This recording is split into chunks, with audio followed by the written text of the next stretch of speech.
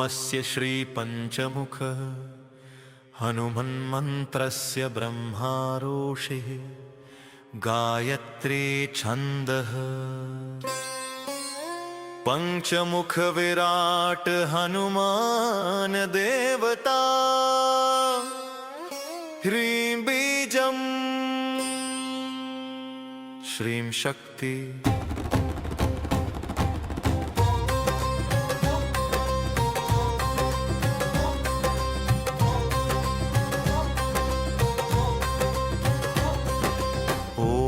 स्य श्री पंचमुख हनुमन्मन्त्रस्य ब्रह्मा ऋषि गायत्री छन्दः पंचमुख विराट हनुमान देवता ह्रीं बीजं श्री शक्ति क्रौकीलकं क्रूकवचं क्रयस्त्राय फट् इति दिग्बन् श्रीगरुड उवाच अथ ध्यानं प्रवक्ष्यामि शृणु सर्वांगसुन्दर यत्कृतं देवदेवेन ध्यान हनुमत्प्रियम् पञ्चकत्रं महाभीमं त्रिपञ्चनयनैर्युतं बाहुभिर्दशभिर्युक्तं सर्वकामार्थसिद्धिदं पूर्वतु वानरं वक्त्रं कोटिसूर्यसम्प्रभं दंष्ट्राकरालवदनं भ्रुकुटीकुटिलेक्षणम् अस्यैव दक्षिणं वक्त्रं नारसिंहं महाद्भुतम् अत्युग्रतेजोवपुष्पं भीषणनं भयनाशनं पश्चिमं गारुडं वक्त्रं वक्रतुण्डं महाबलं सर्वनागप्रशमनं विषभूतादिकृन्तनम् उत्तरं सौकरं वक्त्रं कृष्णं दीप्तं नभोपमम् पातालसिंहवेतालज्वररोगादिकृन्तनम् ऊर्ध्वं हयाननं घोरं दानवान्तकरं परं येन वक्त्रेण विप्रेन्द तारकाख्यमं महासुरम् जघान शरणं तस्यात् सर्वशत्रुहरं परम् ध्यात्वा पञ्चमुखं रुद्रं हनुमन्तं दयानिधिं खड्गं त्रिशूलं खट्वाङ्गं पाशमङ्कुशपर्वतं मुष्टिं कौमोदकीं वृक्षं धारयन्तं कमण्डलुम् भिन्दिपालं ज्ञानमुद्रा दशभिर्मुनिपुङ्गवम् एतान्यायुधजालानि धारयन्तं भजाम्यहं प्रेतासनोपविष्टं तं सर्वाभरणं भूषितं दिव्यमाल्याम्बरधरं दिव्यगन्धानुलेपनं सर्वाश्चर्यमयं देवं हनुमद्विश्वतोमुखम्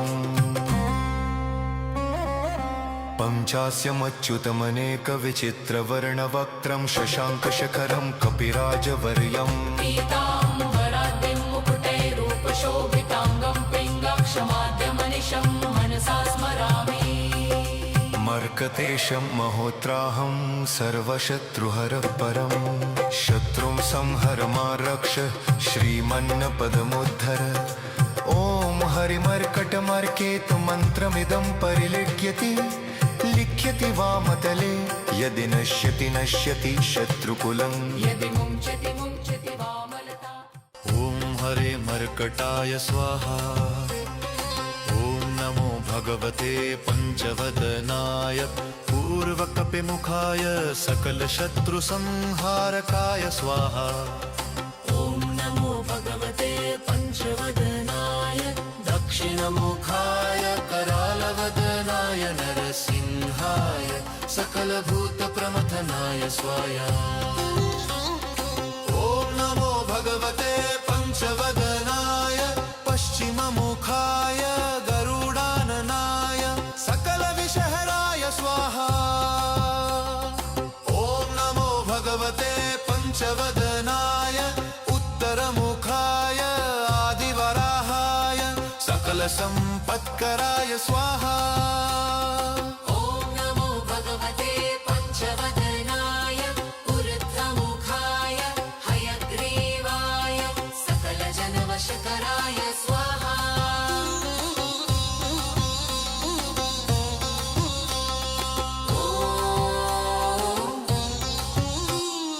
ॐ हनुमस्य श्रीपञ्चमुखी हनुमत्कवचस्तोत्रमन्त्रस्य श्रीरामचन्द्र ऋषिरनुष्टुपच्छन्द श्रीसीतारामचन्द्रो देवता हनुमानति बीजं वायुदेवता इति शक्ति श्रीरामचन्द्रावर प्रसाद सिद्ध्यर्थे जपे विनियोगः इति ऋष्यादिकं विन्नसेत ॐ अग्जनीसुताय अङ्गुष्ठाभ्यां नमः ॐ रुद्रमूर्तये तर्जनीभ्यां नमः ॐ वायुपुत्राय मध्यमाभ्यां नमः ॐ अग्निगर्भाय अनामिकाभ्यां नमः ॐ रामदूताय कनिष्ठिकाभ्यां नमः ॐ पञ्चमुख हनुमते करतलकरपृष्ठाभ्यां नमः ॐ अञ्जनीसुताय हृदयाय नमः ॐ रुद्रमूर्तये शिरसे स्वाहा ॐ वायुपुत्राय शिखायैव षट् ॐ अग्निगर्भाय कवचाय हम् ॐ रामदूताय नेत्रत्रयाय वो षट् ॐ पञ्चमुख हनुमते अस्त्राय फट् पञ्चमुख हनुमते अस्त्राय फट् पञ्चमुख हनुमते स्वाहा इति दिग्बन्धन्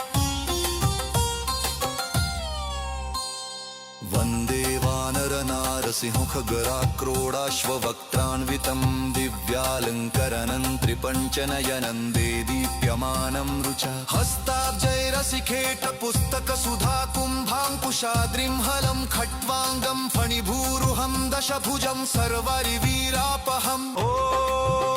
श्रीरामदूताय आञ्जनेयाय वायुपुत्राय महाबलपराक्रमाय सीता दुःखनिवारणाय लङ्कादहनकारणाय महाबलप्रचण्डाय फाल्गुनसखाय कोलाहलसकलब्रह्माण्ड विश्वरूपाय सप्तसमुद्रनिर्लङ्घनाय पिङ्गलनयनाय अमितविक्रमाय सूर्यबिम्बफलसेवनाय दुष्टनिवारणाय दृष्टिनिरालङ्कृताय सञ्जीविनी सञ्जीविताङ्गद लक्ष्मण महाकपिसैन्यप्राणदाय दशकण्ठविध्वंसनाय रामेष्टाय महाफाल्गुनसखाय सीतासहित रामवरप्रदाय षट्प्रयोगागम पञ्चमुखवीर हनुमन्मन्त्रजपे विनियोगः ॐ हरिमर्कटमर्कटाय बं बं बं बं बं बं वो षट् स्वाहा ॐ हरिमर्कटमर्कटाय फं फं फं फं फं फट् स्वाहा ॐ हरिमर्कटमर्कटाय खें खें खें खें खेमार्णाय स्वाहा ॐ हरिमर्कटमर्कटाय लुं लुं लुं लुलुं आकर्षित सकल सम्पत्कराय स्वाहा ॐ हरिमर्कटमर्कटाय धन धन धन धन धन शत्रुस्तम्भनाय स्वाहा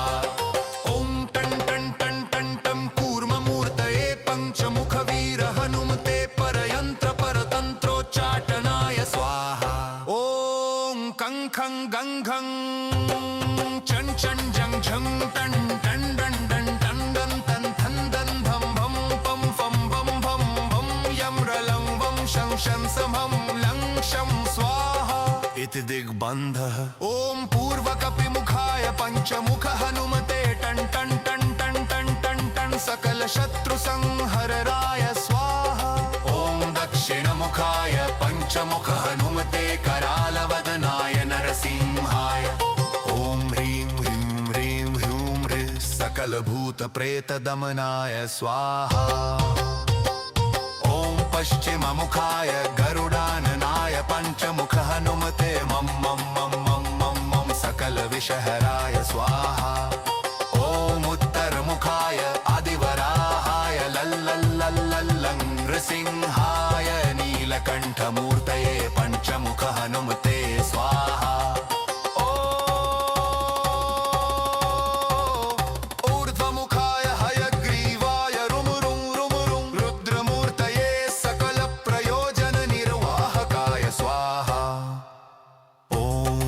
अञ्जनी लक्ष्मीसुताय वायुपुत्राय महाबलाय सीताशोकनिवारणाय श्रीरामचन्द्रकृपापादुकाय महावीर्यप्रमथनाय ब्रह्माण्डनाथाय कामदाय पञ्चमुखवीर हनुमते स्वाहा। भूतप्रेतपिशाच ब्रह्मराक्षसशाकिनीडाकिन्यन्तरिक्षग्रहपरयन्त्रपरतन्त्रोच्चाटनाय स्वाहा। सकलप्रयोजननिर्वाहकाय पञ्चमुखवीर हनुमते श्रीरामचन्द्रवरप्रसादाय जं जं जं जं स्वाहा। इदं कवचं पठित्वा तु महाकवचं पठेन्नरः एकवारं जपेत् स्तोत्रं सर्वशत्रुनिवारणम्। द्विवारं तु पठेन् नित्यं पुत्रपौत्रप्रवर्धनम्। त्रिवारं च पठेन् नित्यं सर्वसम्पत्करं शुभम्। चतुर्वारं पठेन् नित्यं सर्वरोगनिवारणम्। पञ्चवारं पठेन् नित्यं सर्वलोकवशङ्करम्। षडारं च पठेन् नित्यं सर्वदेववशङ्करम्। सप्तवारं पठेन् नित्यं सर्वसौभाग्यदायकम्। अष्टवारं पठेन् नित्यमिष्टकामार्थसिद्धिदम्। नववारं पठेन् नित्यं राजभोगमवाप्नुयात्। दशवारं पठेन् नित्यं त्रैलोक्यज्ञानदर्शनम्। रुद्रावृत्तिं पठेन् नित्यं सर्वसिद्धिर्भवेद्धवम्। निर्बलो रोगयुक्तश्च महाव्याध्यादिपीडितः कवचस्मरणेनैव महाबलमवाप्नुयात्। ॐ अस्य श्रीपञ्चमुख हनुमन्मन्त्रस्य ब्रह्मारोषि गायत्री छन्दः। पञ्चमुख विराट हनुमान देवता ह्रीं बीजं श्रीशक्ति क्रौकीलकं क्रूकवचं क्रयस्त्राय फट् इति दिग्बन्।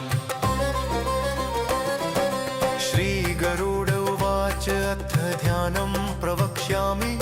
शृणु सर्वाङ्गसुन्दर यत्कृतं देवदेवेन ध्यान हनुमत्प्रियम्। पञ्चकत्रं महाभीमं त्रिपञ्चनयनैर्युतं बाहुभिर्दशभिर्युक्तं सर्वकामार्थसिद्धिदम्। पूर्वतु वानरं वक्त्रं कोटिसूर्यसम्प्रभं दंष्ट्राकरालवदनं भ्रुकुटीकुटिलेक्षणम्। अस्यैव दक्षिणं वक्त्रं नारसिंहं महाद्भुतम् अत्युग्रतेजोवपुष्पं भीषणनं भयनाशनम्। पश्चिमं गारुडं वक्त्रं वक्रतुण्डं महाबलं सर्वनागप्रशमनं विषभूतादिकृन्तनम्। उत्तरं सौकरं वक्त्रं कृष्णं दीप्तं नभोपमम् पातालसिंहवेतालज्वररोगादिकृन्तनम्। ऊर्ध्वं हयाननं घोरं दानवान्तकरं परं येन वक्त्रेण विप्रेन्द्र तारकाख्यमं महासुरम्। जगाल शरणं तस्यात् सर्वशत्रुहरं परम्। ध्यात्वा पञ्चमुखं रुद्रं हनुमन्तं दयानिधिं खड्गं त्रिशूलं खट्वाङ्गं गं पाशमङ्कुशपर्वतं मुष्टिं कौमोदकीं वृक्षं धारयन्तं कमण्डलुम्। भिन्तिपालं ज्ञानमुद्रा दशभिर्मुनिपुङ्गवम्। एतान्यायुधजालानि धारयन्तं भजाम्यहं प्रेतासनोपविष्टं तं सर्वाभरणं भूषितं। दिव्यमाल्याम्बरधरं दिव्यगन्धानुलेपनं सर्वाश्चर्यमयं देवं हनुमद्विश्वतोमुखम्। पञ्चास्यमच्युतमनेकविचित्रवर्णवक्त्रं शशाङ्कशखरं कपिराजवर्यम्। पीताम्बराद्रिं मुकुटैरूपशोभिताङ्गं पिङ्गक्षमाद्यमनिशं मनसा स्मरामि। मर्कतेशं महोत्राहं सर्वशत्रुहरः परं शत्रुं संहर मा रक्ष श्रीमन्नपदमुद्धर। ॐ हरिमर्कटमर्केतु मन्त्रमिदं परिलिख्यति लिख्यति वामतले यदि नश्यति नश्यति शत्रुकुलम् यदि मुञ्चति मुञ्चति वामलता ॐ हरे मर्कटाय स्वाहा ॐ नमो भगवते पञ्चवदनाय पूर्वकपिमुखाय सकलशत्रुसंहारकाय स्वाहा ॐ नमो भगवते पञ्चवदनाय दक्षिणमुखाय करालवदनाय नरसिंहाय सकलभूतप्रमथनाय स्वाहा ॐ नमो भगवते पञ्चवदनाय पश्चिममुखाय गरुडाननाय सकलविषहराय स्वाहा ॐ नमो भगवते पञ्चवदनाय उत्तरमुखाय आदिवराहाय सकलसम्पत्कराय स्वाहा ॐ नमो भगवते पञ्चवदनाय ऊर्ध्वमुखाय हयग्रीवाय सकलजनवशकराय स्वाहा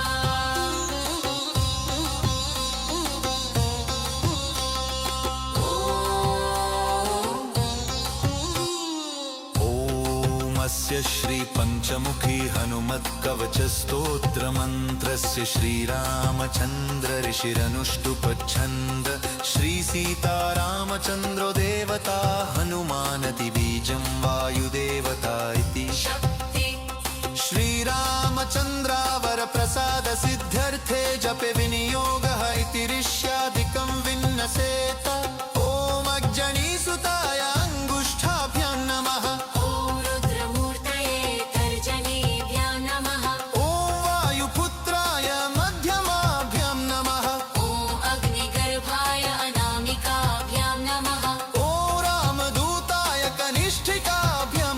पंचमुख हनुमते करतल कर पृष्ठाभ्यां नमः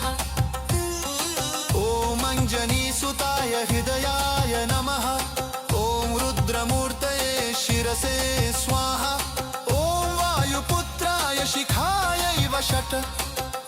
अग्निगर्भाय कवचाय हं ॐ रामदूताय नेत्रत्रयाय वोषट् ॐ पंचमुख हनुमते अस्त्राय फट् पञ्चमुख हनुमते अस्त्राय फट् पंचमुख हनुमते स्वाहा इति दिग्बन्धन् वन्दे वानरनारसिंहखगराक्रोडाश्ववक्त्रान्वितं दिव्यालङ्करनं त्रिपञ्चनयनं देदीप्यमानं रुचा हस्ताब्जैरसिखेटपुस्तकसुधाकुम्भाङ्कुशाद्रिं हलं खट्वाङ्गं फणिभूरुहं दशभुजं सर्वरिवीरापहम् ॐ श्रीरामदूताय आञ्जनेयाय वायुपुत्राय महाबलपराक्रमाय सीता दुःखनिवारणाय लङ्कादहनकारणाय महाबलप्रचण्डाय फाल्गुनसखाय कोलाहलसकलब्रह्माण्ड विश्वरूपाय सप्तसमुद्रनिर्लङ्घनाय पिङ्गलनयनाय अमितविक्रमाय सूर्यबिम्बफलसेवनाय दुष्टनिवारणाय दृष्टिनिरालङ्कृताय सञ्जीविनी सञ्जीविताङ्गद लक्ष्मण महाकपिसैन्यप्राणदाय दशकण्ठविध्वंसनाय रामेष्टाय महाफाल्गुनसखाय सीतासहित रामवरप्रदाय षट्प्रयोगागम पञ्चमुखवीर हनुमन्मन्त्रजपे विनियोगः ॐ हरिमर्कटमर्कटाय बं बं बं बं बं बं वो षट् स्वाहा ॐ हरिमर्कटमर्कटाय फं फं फं फं फं फट् स्वाहा ॐ हरिमर्कटमर्कटाय खें खें खें खें खेमारणाय स्वाहा ॐ हरिमर्कटमर्कटाय लुं लुं लुं लुलुं आकर्षित सकलसम्पत्कराय स्वाहा ॐ हरिमर्कटमर्कटाय धन धन धन धन धन शत्रुस्तम्भनाय स्वाहा ॐ टं टं टं टं टं कूर्ममूर्तये पञ्चमुखवीर हनुमते परयन्त्र परतन्त्रोच्चाटनाय स्वाहा ॐ कं खं गं घं चं चं जं झं टं टं डं डं टं डं तं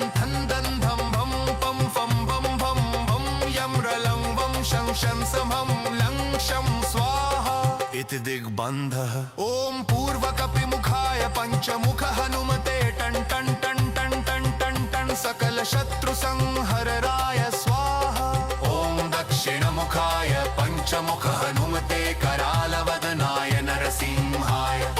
ॐ ह्रीं ह्रीं ह्रीं ह्रूं ह्रीं सकलभूतप्रेतदमनाय स्वाहा ॐ पश्चिममुखाय गरुडाननाय पञ्चमुख हनुमते मं मं मं मं मं मं सकलविषहराय स्वाहा ॐ उत्तरमुखाय आदिवराहाय लल्लल्लल्लल्लं नृसिंहाय नीलकण्ठमूर्तये पञ्चमुख हनुमते स्वाहा ऊर्ध्वमुखाय हयग्रीवाय रुं रुं रुं रुं रुद्रमूर्तये सकलप्रयोजननिर्वाहकाय स्वाहा ॐ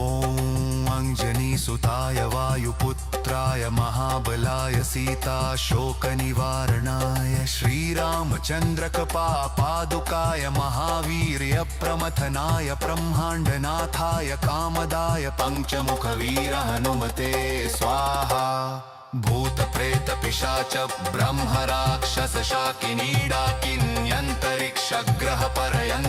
ब्रह्मराक्षसशाकिनीडाकिन्यन्तरिक्षग्रहपरयन्त्रपरतन्त्रोच्चटनाय स्वाहा सकलप्रयोजननिर्वाहकाय पञ्चमुखवीर हनुमते श्रीरामचन्द्रवरप्रसादाय जं जं जं जं स्वाहा इदं कवचं पठित्वा तु महाकवचं पठेन्नरः एकवारं जपेत् स्तोत्रं सर्वशत्रुनिवारणम् द्विवारं तु पठेन् नित्यं पुत्रपौत्रप्रवर्धनम् त्रिवारं च पठेन् नित्यं सर्वसम्पत्करं शुभम् चतुर्वारं पठेन् नित्यं सर्वरोगनिवारणम् पञ्चवारं पठेन् नित्यं सर्वलोकवशङ्करम् षडारं च पठेन् नित्यं सर्वदेववशङ्करम् सप्तवारं पठेन् नित्यं सर्वसौभाग्यदायकम् अष्टवारं पठेन् नित्यमिष्टकामार्थसिद्धिदम् नववारं पठेन् नित्यं राजभोगमवाप्नुयात् दशवारं पठेन् नित्यं त्रैलोक्यज्ञानदर्शनम् रुद्रावृत्तिं पठेन् नित्यं सर्वसिद्धिर्भवेद्धवम् निर्बलो रोगयुक्तश्च महाव्याध्यादिपीडितः कवचस्मरणेनैव महाबलमवाप्नुयात् ॐ अस्य श्रीपञ्चमुख हनुमन्मन्त्रस्य ब्रह्मारोषि गायत्री छन्दः पञ्चमुख विराट हनुमान देवता ह्रीं बीजं श्रीशक्ति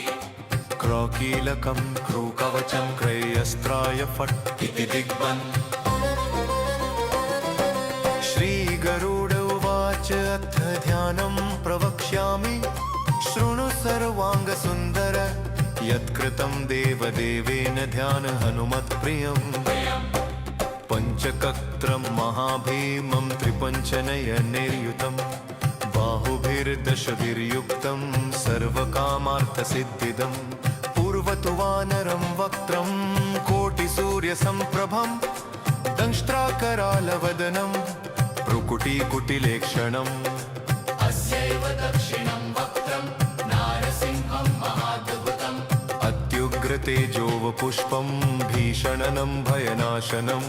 पश्चिमं गारुडं वक्त्रं वक्रतुण्डं महाबलं सर्वनागप्रशमनं विषभूतादिकृन्तनम् उत्तरं सौकरं वक्त्रं कृष्णं दीप्तं नभोपमम् पातालसिंहवेतालज्वररोगादिकृन्तनम् ऊर्ध्वं हयाननं घोरं दानवान्तकरं परं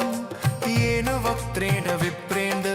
तारकाख्यमं महासुरम् जगाल शरणं तस्यात् सर्वशत्रुहरं परम् ध्यात्वा पञ्चमुखं रुद्रं हनुमन्तं दयानिधिं खड्गं त्रिशूलं खट्वाङ्गं पाशमङ्कुशपर्वतं मुष्टिं कौमोदकीं वृक्षं धारयन्तं कमण्डलुम् भिन्दिपालं ज्ञानमुद्रा दशभिर्मुनिपुङ्गवम् एतान्यायुधजालानि धारयन्तं भजाम्यहं प्रेतासनोपविष्टं तं सर्वाभरणं भूषितं दिव्यमाल्याम्बरधरं दिव्यगन्धानुलेपनं सर्वाश्चर्यमयं देवं हनुमद्विश्वतोमुखम् पञ्चास्यमच्युतमनेकविचित्रवर्णवक्त्रं शशाङ्कशखरं कपिराजवर्यम् पीताम्बराद्रिं मुकुटैरूपशोभिताङ्गं पिङ्गक्षमाद्यमनिशं मनसा स्मरामि मर्कतेशं महोत्राहं सर्वशत्रुहरः परं शत्रुं संहर मा रक्ष श्रीमन्नपदमुद्धर ॐ हरिमर्कटमर्केतु मन्त्रमिदं परिलिख्यति लिख्यति वामतले यदि नश्यति नश्यति शत्रुकुलं यदि मुञ्चति मुञ्चति वामलता ॐ हरे मर्कटाय स्वाहा ॐ नमो भगवते पञ्चवदनाय पूर्वकपिमुखाय सकलशत्रुसंहारकाय स्वाहा ॐ नमो भगवते पञ्चवदनाय दक्षिणमुखाय करालवदनाय नरसिंहाय सकलभूतप्रमथनाय स्वाहा ॐ नमो भगवते पञ्चवदनाय पश्चिममुखाय गरुडाननाय सकलविषहराय स्वाहा ॐ नमो भगवते पञ्चवदनाय उत्तरमुखाय आदिवराहाय सकलसम्पत्कराय स्वाहा ॐ नमो भगवते पञ्चवदनाय ऊर्ध्वमुखाय हयग्रीवाय सकलजनवशकराय स्वाहा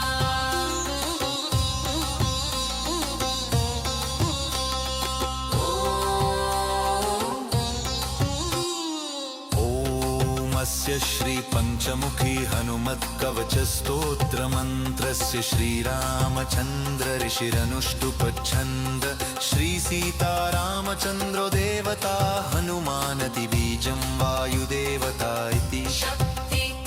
श्रीरामचन्द्रावरप्रसाद सिद्ध्यर्थे जपे विनियोगः इति ऋष्यादिकं विन्नसेत ॐ अग्जनीसुताय अङ्गुष्ठाभ्यां नमः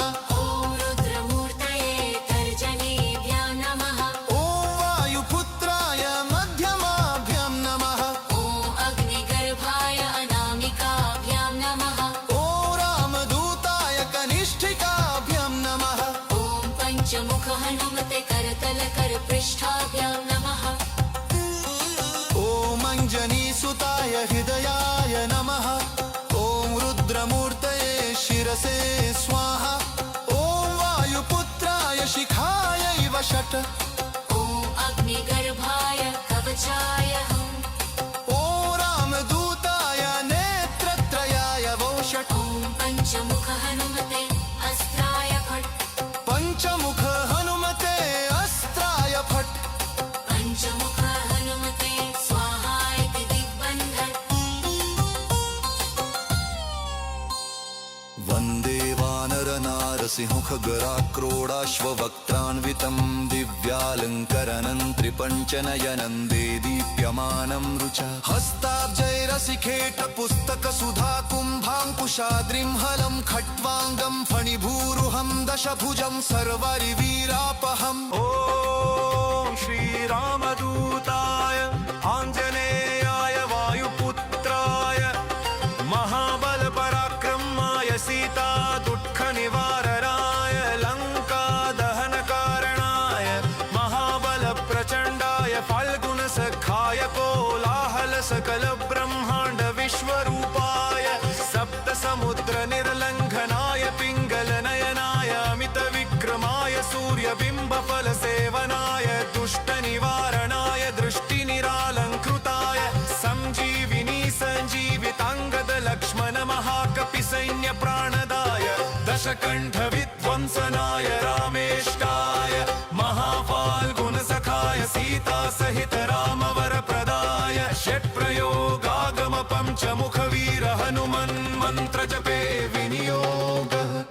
ॐ हरिमर्कटमर्कटाय बं बं बं बं बं बं वो षट् स्वाहा ॐ हरिमर्कटमर्कटाय फं फं फं फं फं फट् स्वाहा ॐ हरिमर्कटमर्कटाय खें खें खें खें खें मारणाय स्वाहा ॐ हरिमर्कटमर्कटाय लुं लुं लुं लुलुं आकर्षित सकल सम्पत्कराय स्वाहा ॐ हरिमर्कटमर्कटाय धन धन धन धन धन शत्रुस्तम्भनाय स्वाहा ॐ टं टं टं टं टं कूर्ममूर्तये पञ्चमुखवीर हनुमते परयन्त्र परतन्त्रोच्चाटनाय स्वाहा ॐ कं खं गं घं चं चं जं झं टं टं डं डं टं डं तं थं दं धं भं पं फं भं भं भं यं रलं वं शं शं समं लं शं स्वाहा इति दिग्बन्धः ॐ पूर्वकपिमुखाय पञ्चमुख हनुमते टं टं टं टं टं टं टं सकल शत्रु संहरराय स्वाहा ॐ दक्षिणमुखाय पञ्चमुख हनुमते करालवदनाय नरसिंहाय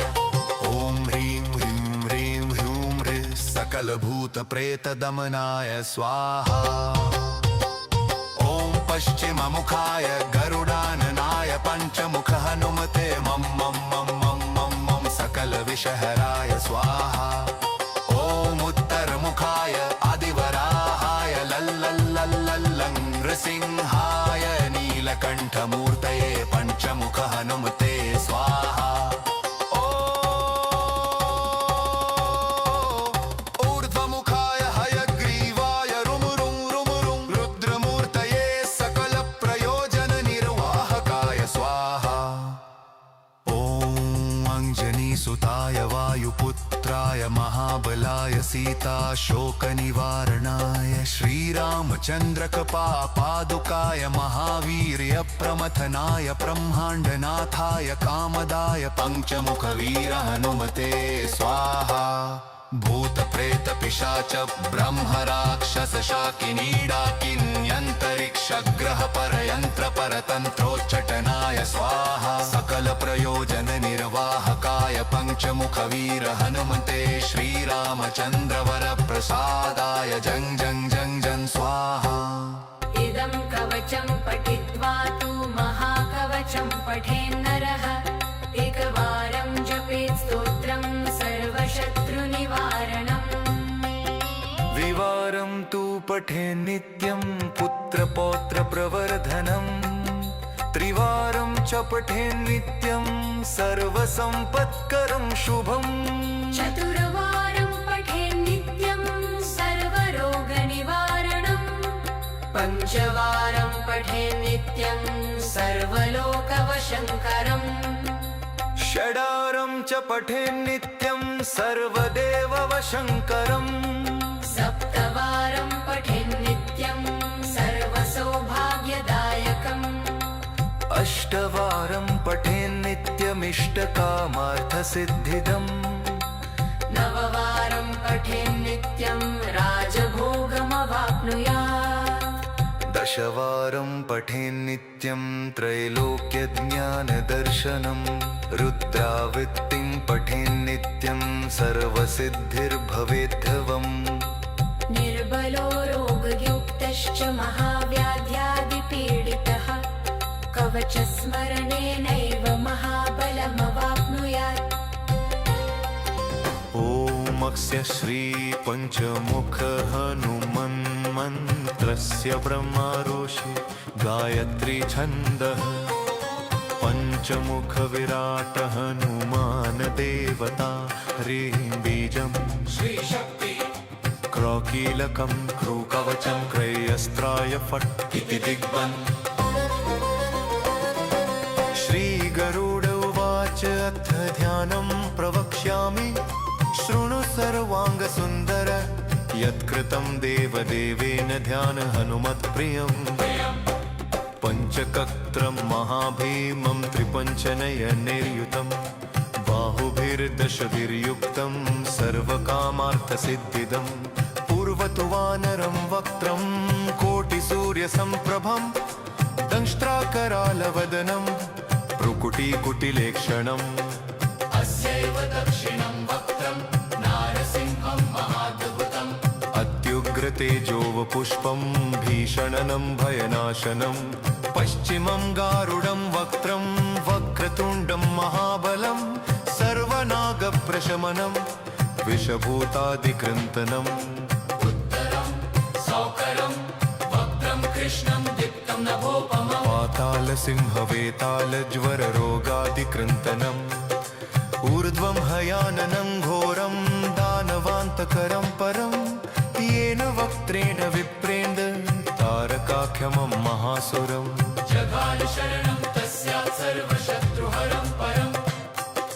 ध्यात्वा पञ्चमुखं रुद्रं हनुमन्तं दयानिधिं खड्गं त्रिशूलं खट्वाङ्गं पाशमङ्कुशपर्वतं मुष्टिं कौमोदकीं वृक्षं धारयन्तं कमण्डलुम् भिन्दिपालं ज्ञानमुद्रा दशभिर्मुनिपुङ्गवम् एतान्यायुधजालानि धारयन्तं भजाम्यहं प्रेतासनोपविष्टं तं सर्वाभरणं भूषितं दिव्यमाल्याम्बरधरं दिव्यगन्धानुलेपनं सर्वाश्चर्यमयं देवं हनुमद्विश्वतोमुखम् पञ्चास्यमच्युतमनेकविचित्रवर्णवक्त्रं शशाङ्कशखरं कपिराजवर्यम् पीताम्बराद्रिं मुकुटैरूपशोभिताङ्गं पिङ्गाक्षमाद्यमनिशं मनसा स्मरामि मर्कतेशं महोत्राहं सर्वशत्रुहरः परं शत्रुं संहर मा रक्ष श्रीमन्नपदमुद्धर ॐ हरिमर्कटमर्केतु मन्त्रमिदं परिलिख्यति लिख्यति वामतले यदि नश्यति नश्यति शत्रुकुलं यदि मुञ्चति मुञ्चति वामलता ॐ हरे मर्कटाय स्वाहा ॐ नमो भगवते पञ्चवदनाय पूर्वकपिमुखाय सकलशत्रुसंहारकाय स्वाहा ॐ नमो भगवते पञ्चवदनाय दक्षिणमुखाय करालवदनाय नरसिंहाय सकलभूतप्रमथनाय स्वाहा ॐ नमो भगवते पञ्चवदनाय पश्चिममुखाय गरुडाननाय सकलविषहराय स्वाहा ॐ नमो भगवते पञ्चवदनाय उत्तरमुखाय आदिवराहाय सकलसम्पत्कराय स्वाहा ॐ नमो भगवते पञ्चवदनाय ऊर्ध्वमुखाय हयग्रीवाय सकलजनवशकराय स्वाहा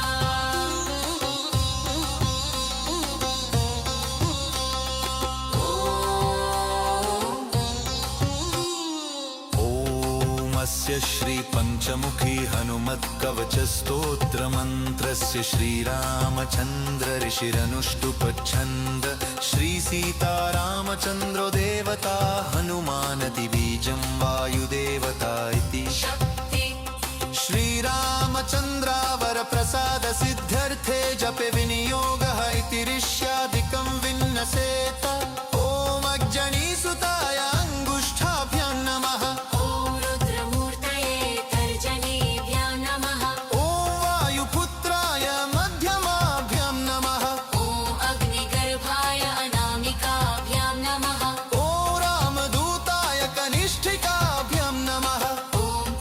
मुख हनुमते करतल कर पृष्ठाभ्यां नमः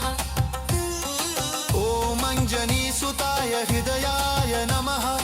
ॐ रुद्रमूर्तये शिरसे स्वाहा ॐ वायुपुत्राय शिखायैव षट् ॐ अग्निगर्भाय कवचाय हम् ॐ रामदूताय नेत्रत्रयाय वो षट् ॐ पञ्चमुख हनुमते अस्त्राय फट् पञ्चमुख हनुमते अस्त्राय फट् पञ्चमुख हनुमते स्वाहा इति दिग्बन्धन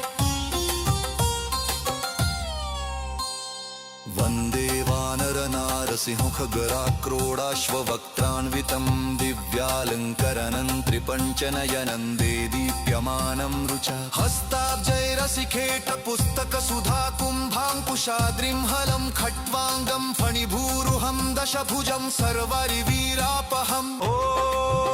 श्रीरामदूताय आञ्जनेयाय वायुपुत्राय महाबलपराक्रमाय सीता दुःखनिवारणाय लङ्कादहनकारणाय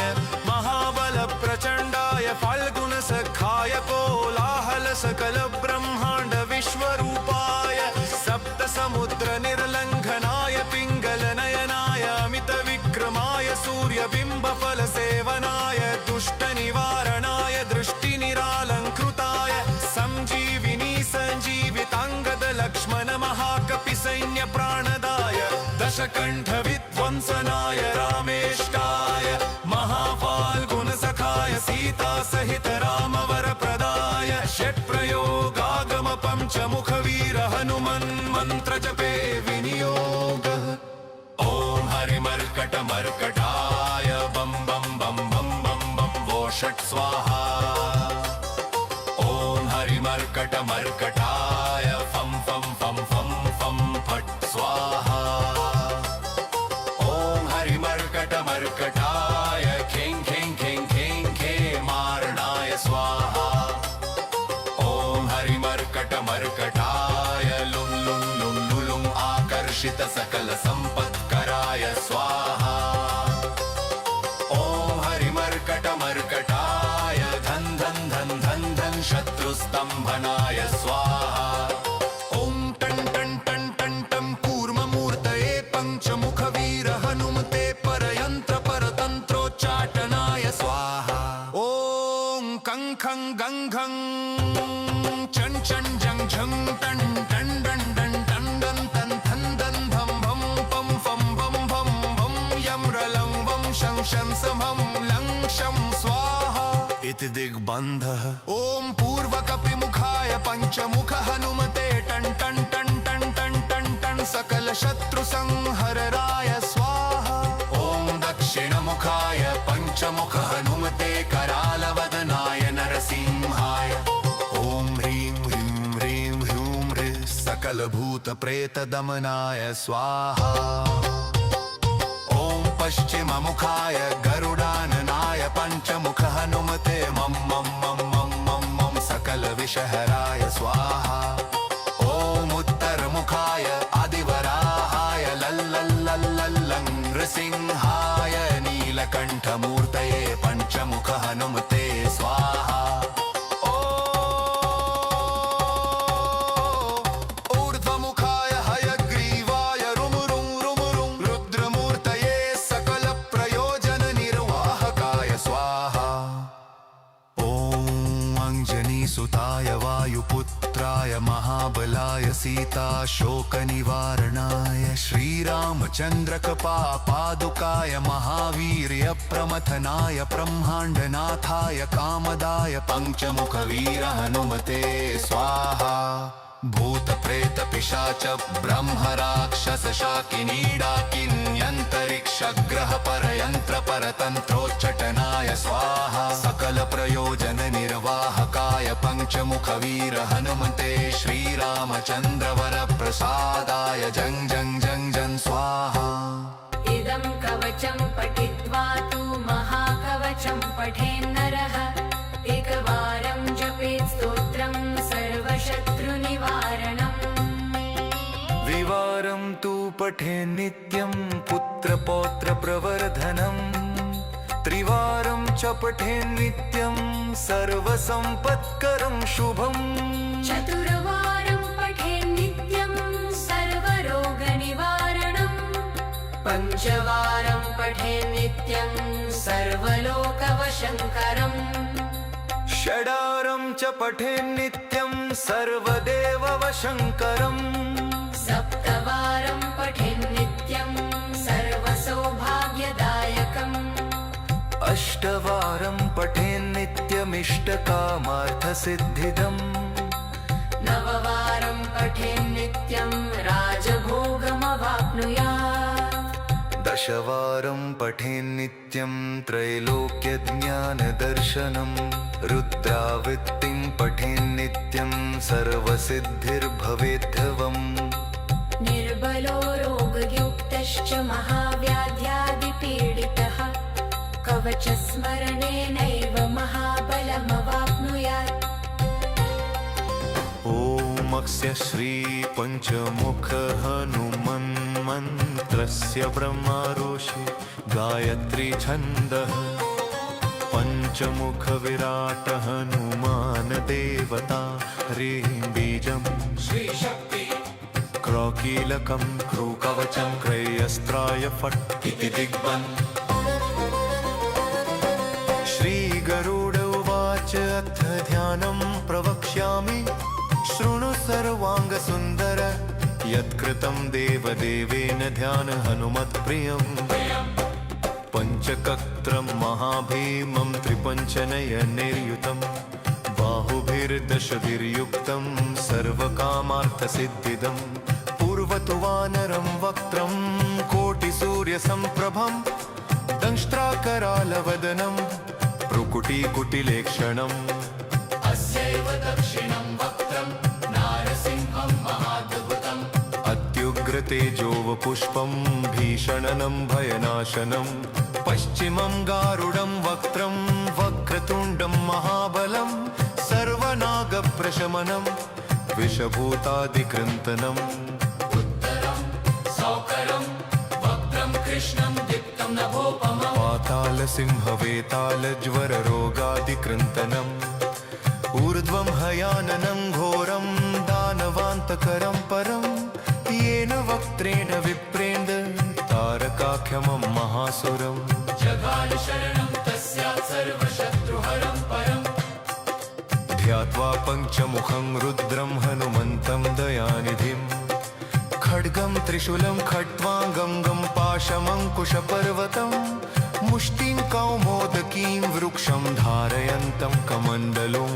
भिन्तिपालं ज्ञानमुद्रा दशभिर्मुनिपुङ्गवम्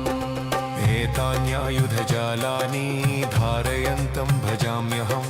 प्रेतासनोपविष्टं तं सर्वाभरणं भूषितं दिव्यमाल्याम्बरधरं दिव्यगन्धानुलेपनं सर्वाश्चर्यमयं देवं हनुमद्विश्वतोमुखम् पञ्चास्यमच्युतमनेकविचित्रवर्णवक्त्रं शशाङ्कशखरं कपिराजवर्यम् पीताम्बराद्रिं मुकुटैरूपशोभिताङ्गं पिङ्गाक्षमाद्यमनिशं मनसा स्मरामि। मर्कतेशं महोत्राहं सर्वशत्रुहरः परं शत्रुं संहर मा रक्ष श्रीमन्नपदमुद्धर ॐ हरिमर्कटमर्केतु मन्त्रमिदं परिलिख्यति लिख्यति वामतले यदि नश्यति नश्यति शत्रुकुलं यदि मुञ्चति मुञ्चति वामलता। ॐ हरे मर्कटाय स्वाहा ॐ नमो भगवते पञ्चवदनाय पूर्वकपिमुखाय सकलशत्रुसंहारकाय स्वाहा ॐ नमो भगवते पञ्चवदनाय दक्षिणमुखाय करालवदनाय नरसिंहाय सकलभूतप्रमथनाय स्वाहा ॐ नमो भगवते पञ्चवदनाय पश्चिममुखाय गरुडाननाय सकलविषहराय स्वाहा ॐ नमो भगवते पञ्चवदनाय उत्तरमुखाय आदिवराहाय सकलसम्पत्कराय स्वाहा ॐ नमो भगवते पञ्चवदनाय ऊर्ध्वमुखाय हयग्रीवाय सकलजनवशकराय स्वाहा।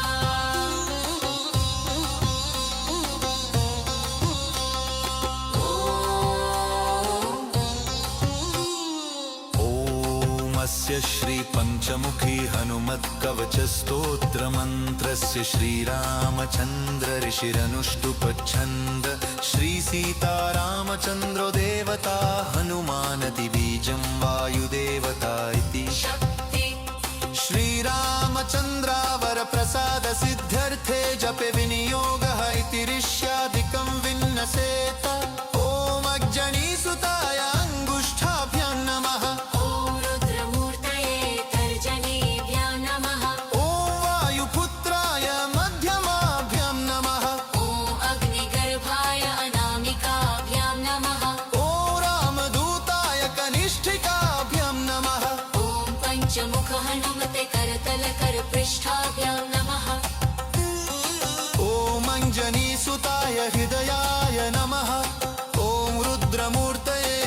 तेजसे स्वाहा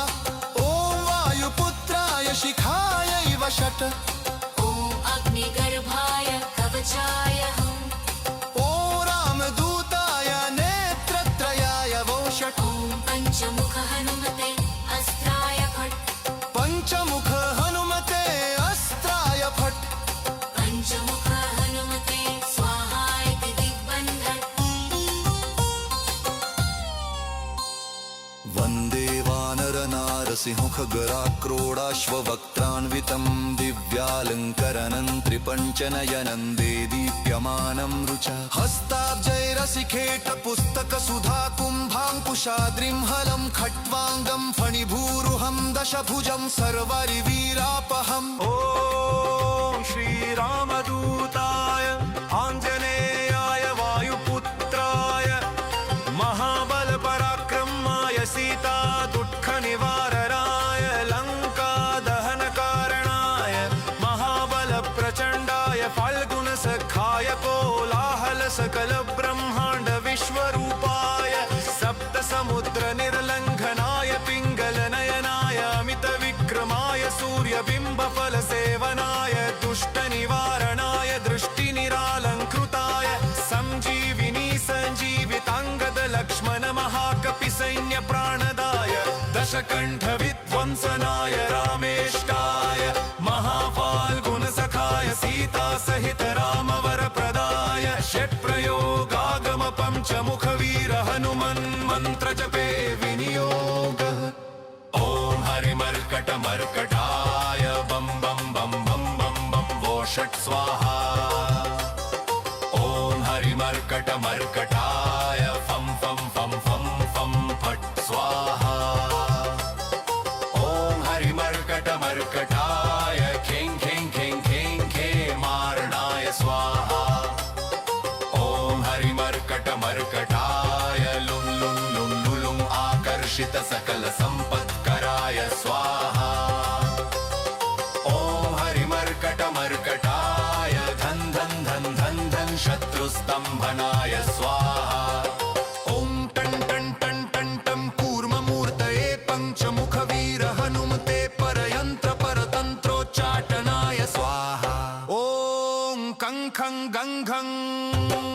चं चं जं झं टं टं डं डं टं डं तं थं दं भं भं पं फं भं भं भं यं रलं वं शं शं समं लं शं स्वाहा इति दिग्बन्धः ॐ पूर्वकपिमुखाय पञ्चमुख हनुमते टं टं टं टं टं टं टं सकलशत्रुसंहरणाय स्वाहा ॐ दक्षिणमुखाय पञ्चमुख हनुमते करालवदनाय नरसिंहाय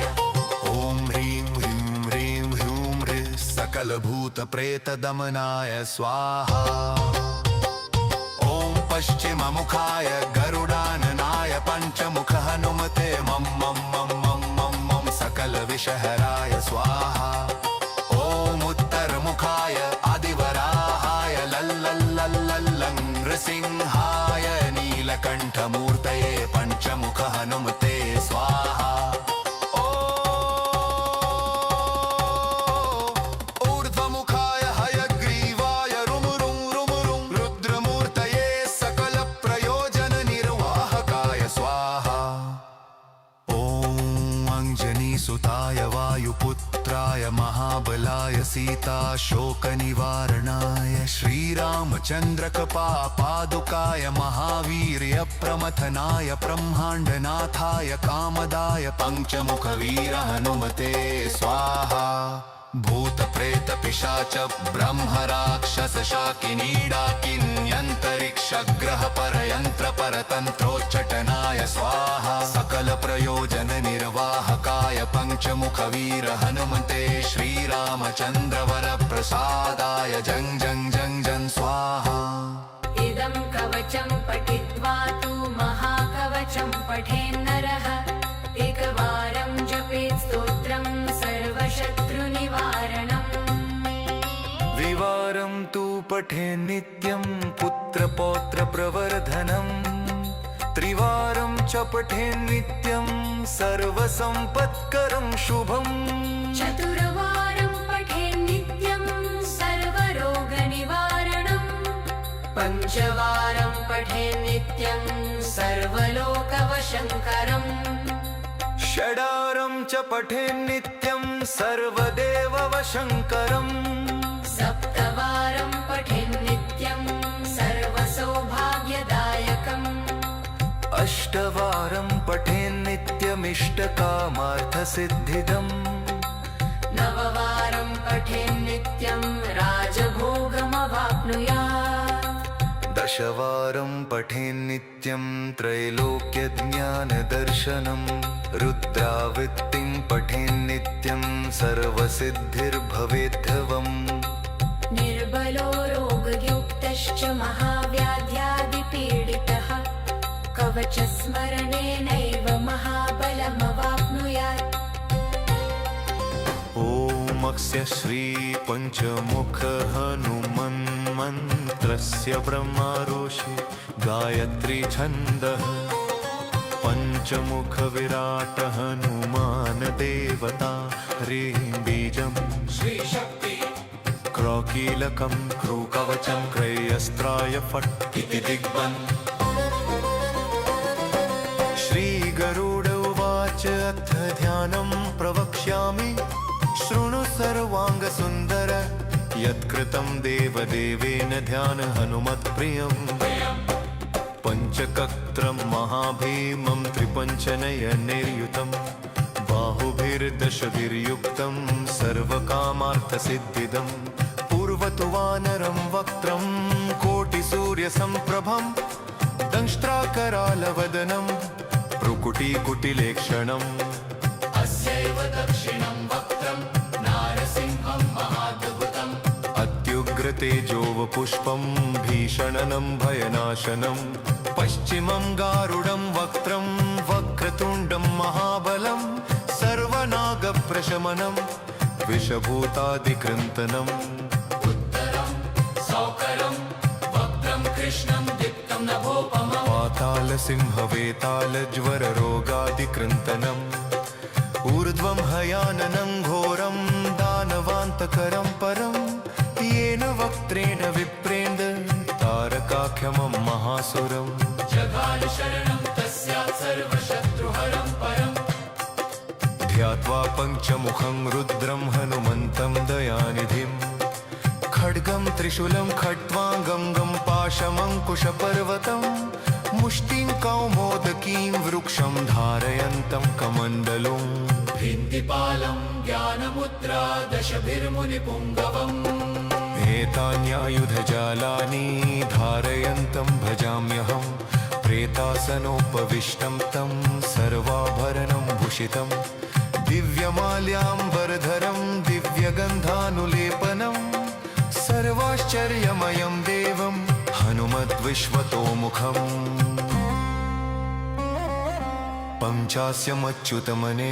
पञ्चास्यमच्युतमनेकविचित्रवर्णवक्त्रं शशाङ्कशखरं कपिराजवर्यम् पीताम्बराद्रिं मुकुटैरूपशोभिताङ्गं पिङ्गाक्षमाद्यमनिशं मनसा स्मरामि मर्कतेशं महोत्राहं सर्वशत्रुहरः परं शत्रुं संहर मा रक्ष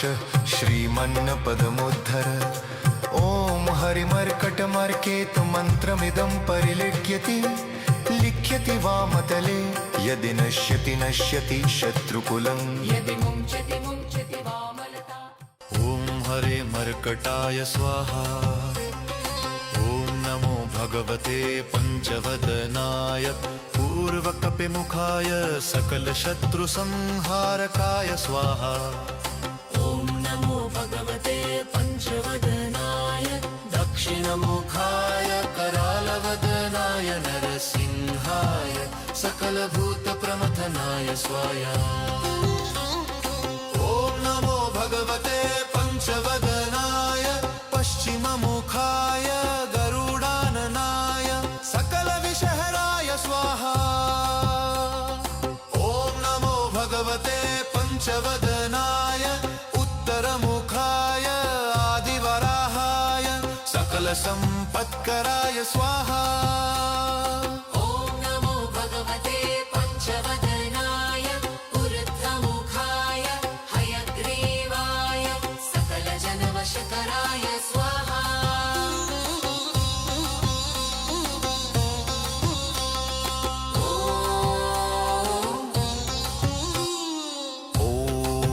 स्वाहास्य श्रीपञ्चमुखी हनुमत्कवचस्तोत्रमन्त्रस्य श्रीरामचन्द्र ऋषिरनुष्टुप्छन्द श्रीसीतारामचन्द्रो देवता हनुमानदिबीजं वायुदेवता इति शक्ति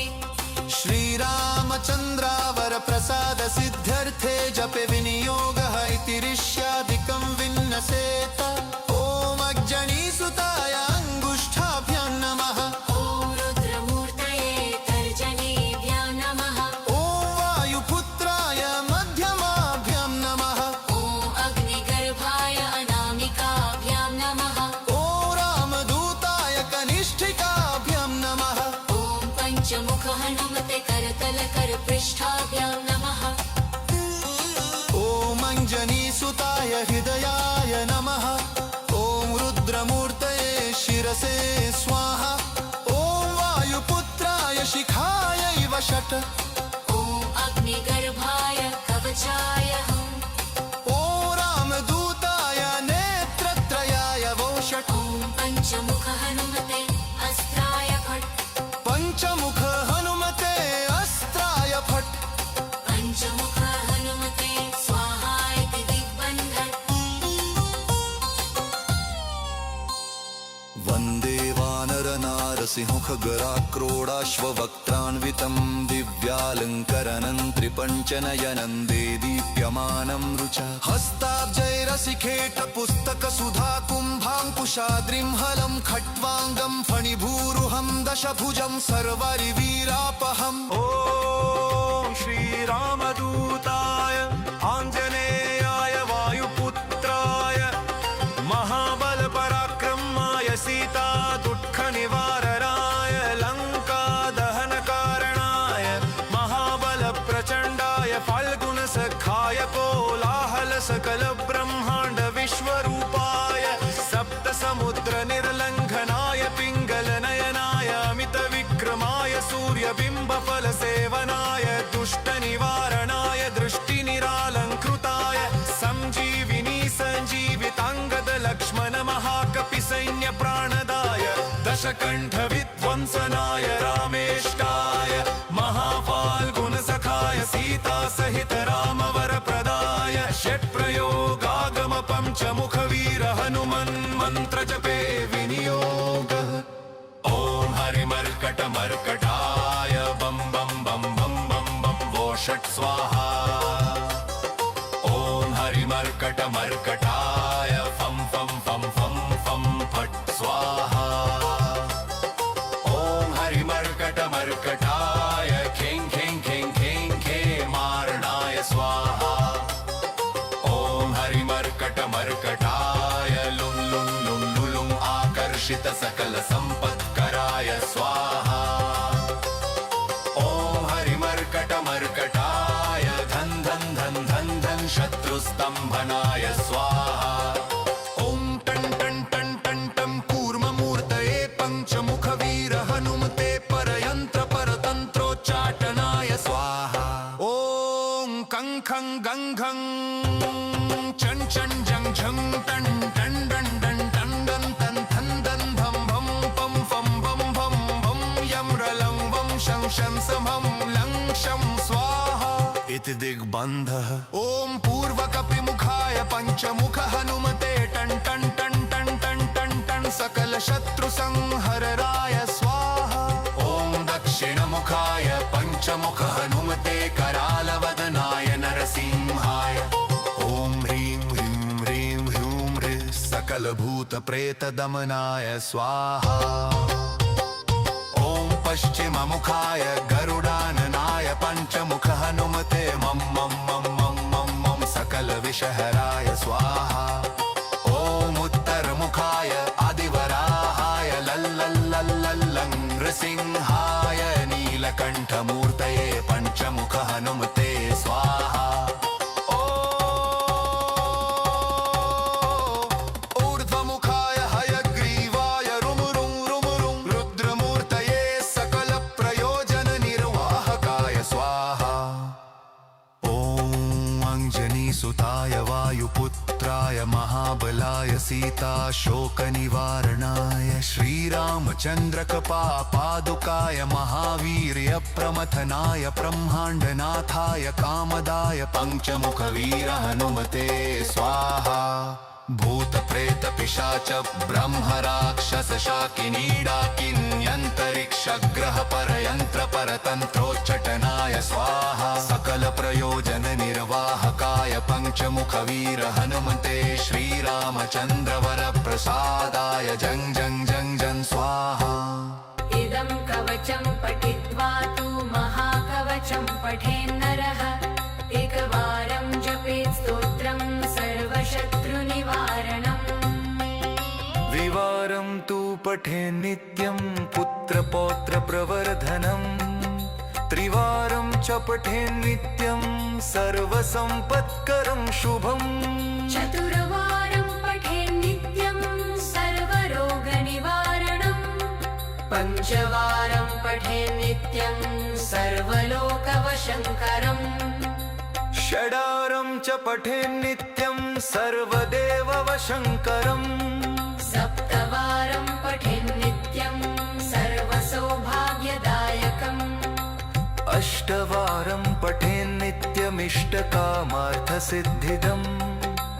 नववारं पठेन् नित्यं राजभोगमवाप्नुयात्। दशवारं पठेन् नित्यं त्रैलोक्यज्ञानदर्शनम्। रुद्रावृत्तिं पठेन् नित्यं सर्वसिद्धिर्भवेद्धवम्। निर्बलो रोगयुक्तश्च महाव्याध्यादिपीडितः कवचस्मरणेनैव महाबलमवाप्नुयात्। ओमस्य श्रीपञ्चमुख हनुमन्मन्त्रस्य ब्रह्मारोषि गायत्री छन्दः। पञ्चमुख विराट हनुमान देवता ह्रीं बीजं श्रीशक्ति क्रौकीलकं क्रूकवचं क्रयस्त्राय फट् इति दिग्बन्। श्रीगरुड उवाच अथ ध्यानं प्रवक्ष्यामि शृणु सर्वाङ्गसुन्दर यत्कृतं देवदेवेन ध्यान हनुमत्प्रियम्। पञ्चकत्रं महाभीमं त्रिपञ्चनयनैर्युतं बाहुभिर्दशभिर्युक्तं सर्वकामार्थसिद्धिदं। पूर्वतु वानरं वक्त्रं कोटिसूर्यसम्प्रभं दंष्ट्राकरालवदनं भ्रुकुटीकुटिलेक्षणम्।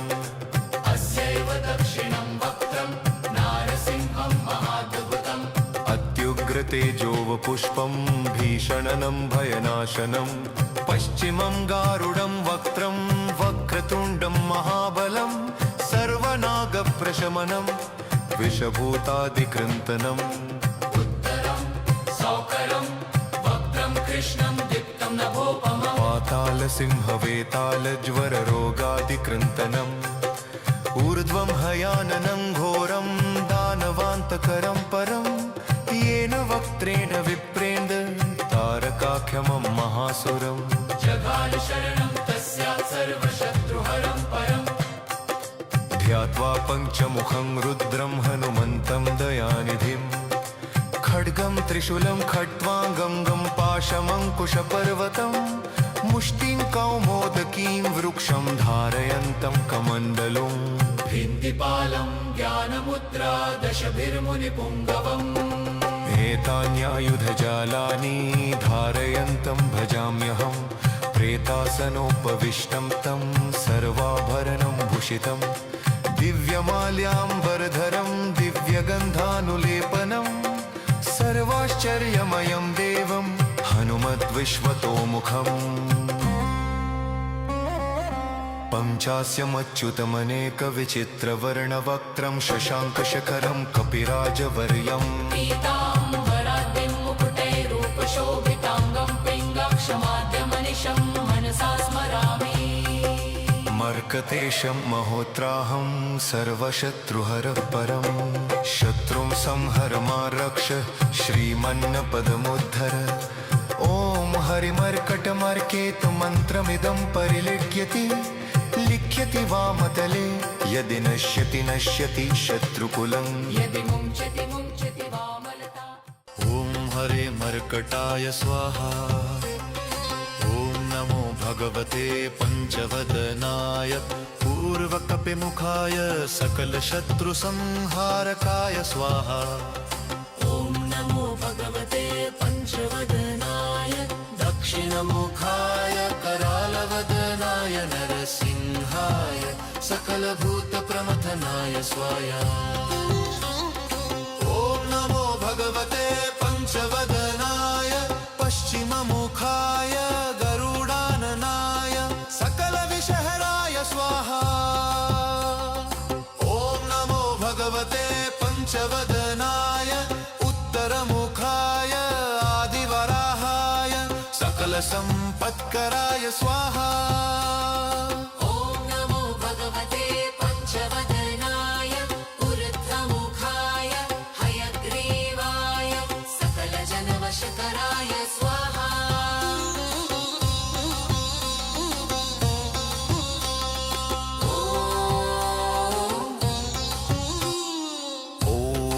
स्य श्री पंचमुखी हनुमत्कवच स्तोत्रमन्त्रस्य श्रीरामचन्द्र ऋषिरनुष्टुपच्छन्द श्री सीतारामचन्द्रो देवता हनुमानति बीजं वायुदेवता इति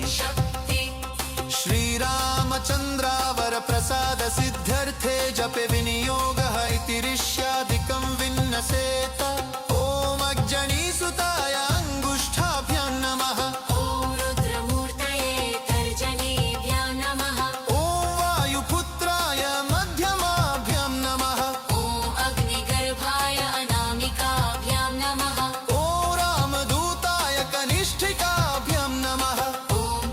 मुख हनुमते करतल कर पृष्ठाभ्यां नमः ॐ अञ्जनीसुताय हृदयाय नमः ॐ रुद्रमूर्तये शिरसे स्वाहा ॐ वायुपुत्राय शिखायै वषट् ॐ अग्निगर्भाय कवचाय ॐ रामदूताय नेत्रत्रयाय वोषट् ॐ पञ्चमुख हनुमते अस्त्राय फट् पञ्चमुख हनुमते अस्त्राय फट् पञ्चमुख हनुमते स्वाहा इति दिग्बन्धन्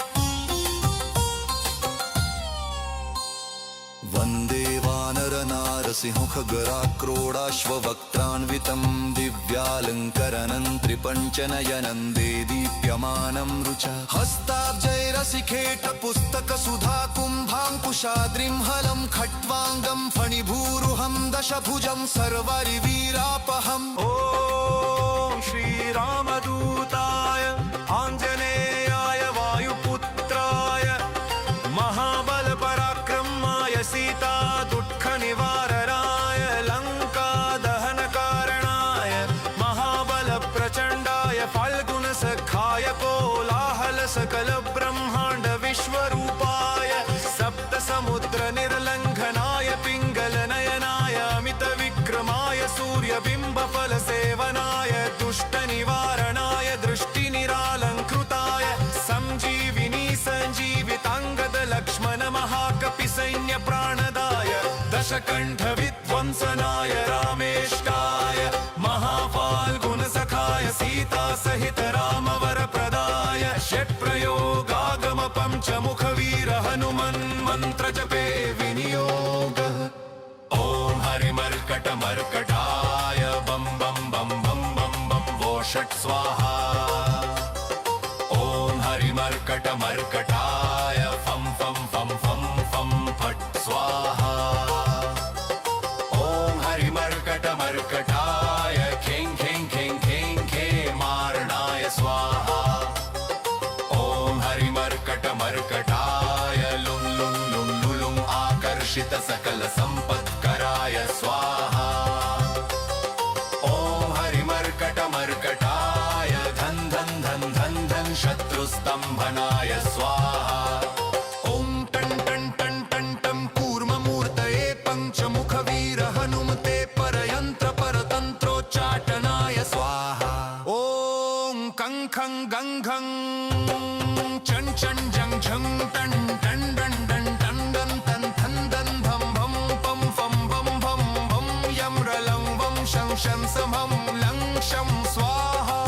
इति दिग्बन्धः ॐ पूर्वकपिमुखाय पञ्चमुख हनुमते टन् टन् टन् टन् टन् टन् टन् सकलशत्रुसंहरराय स्वाहा ॐ दक्षिणमुखाय पञ्चमुख हनुमते करालवदनाय नरसिंहाय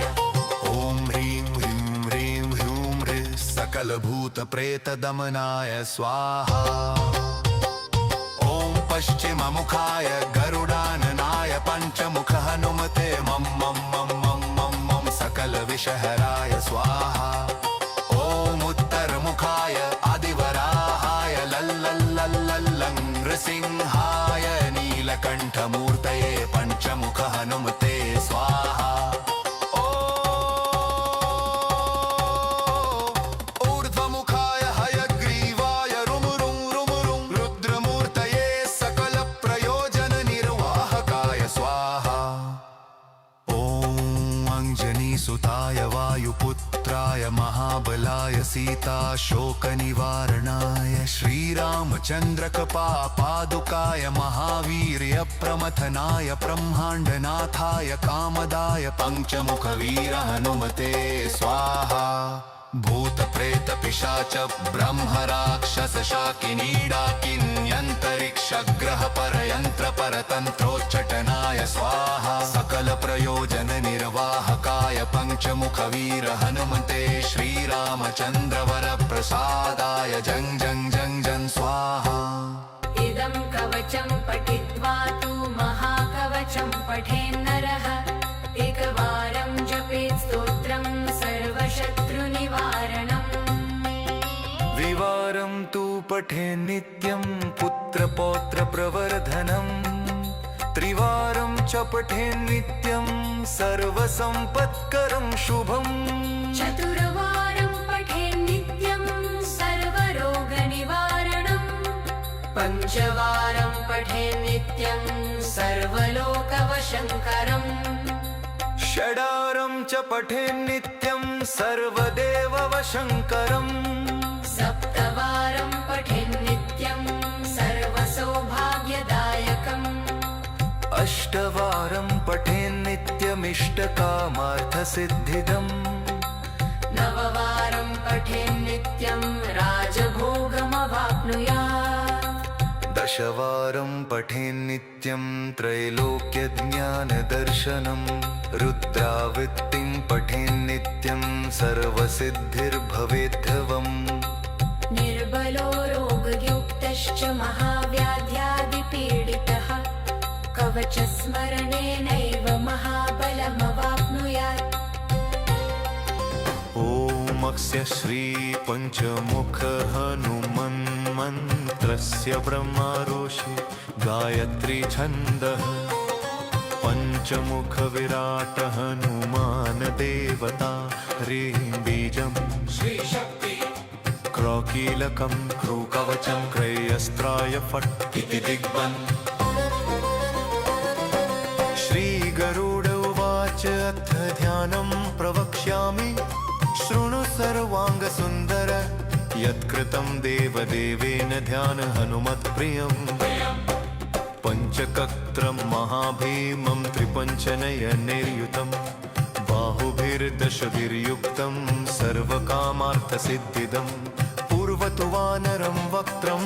कोटिसूर्यसम्प्रभं दंष्ट्राकरालवदनं भ्रुकुटीकुटिलेक्षणम् अस्यैव दक्षिणं वक्त्रं नारसिंहं महाद्भुतम् अत्युग्रतेजोवपुष्पं भीषणनं भयनाशनं पश्चिमं गारुडं वक्त्रं वक्रतुण्डं महाबलं सर्वनागप्रशमनं विषभूतादिकृन्तनम् उत्तरं सौकरं वक्त्रं कृष्णं दीप्तं नभोपमं पातालसिंहवेतालज्वररोगादिकृन्तनम् ऊर्ध्वं हयाननं घोरं दानवान्तकरं परं येन वक्त्रेण विप्रेन्द्र तारकाख्यमं महासुरम् जगाल शरणं तस्यात् सर्वशत्रुहरं परम् ध्यात्वा पञ्चमुखं रुद्रं हनुमन्तं दयानिधिं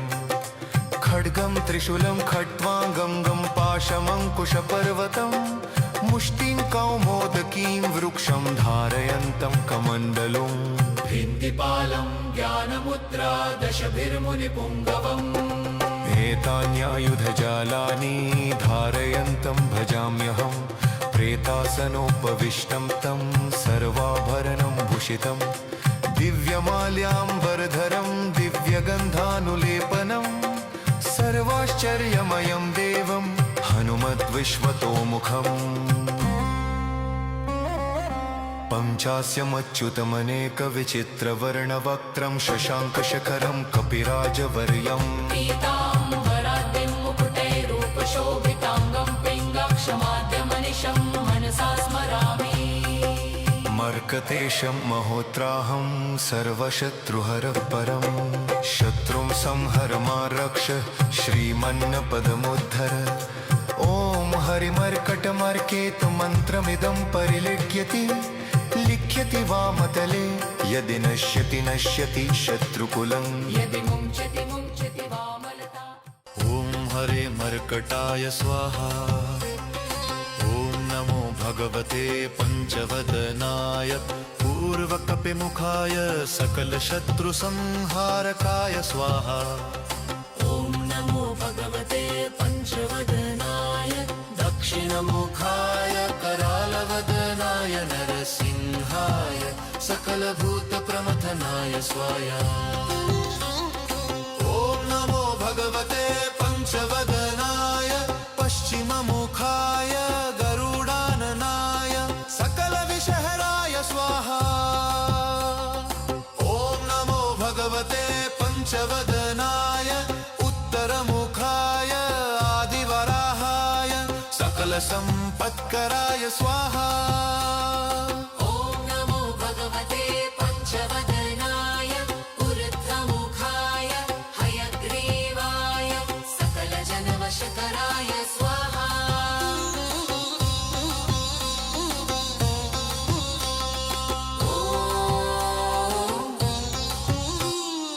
ॐ श्रीपञ्चमुखी हनुमत्कवचस्तोत्रमन्त्रस्य श्रीरामचन्द्र ऋषिरनुष्टुपच्छन्द श्रीसीतारामचन्द्रो देवता हनुमानति बीजं वायुदेवता इति शक्ति श्रीरामचन्द्रावरप्रसाद सिद्ध्यर्थे जपे विनियोगः इति ऋष्यादिकं विन्नसेत ॐ अग्जनीसुताय अङ्गुष्ठाभ्यां नमः ॐ रुद्रमूर्तये तर्जनीभ्यां नमः ॐ वायुपुत्राय मध्यमाभ्यां नमः ॐ अग्निगर्भाय अनामिकाभ्यां नमः ॐ रामदूताय कनिष्ठिकाभ्यां नमः ॐ पञ्चमुख हनुमते करतलकरपृष्ठाभ्यां नमः ॐ अञ्जनीसुताय हृदयाय नमः ॐ रुद्रमूर्तये शिरसे स्वाहा ॐ वायुपुत्राय शिखायै वषट् ॐ अग्निगर्भाय कवचाय हं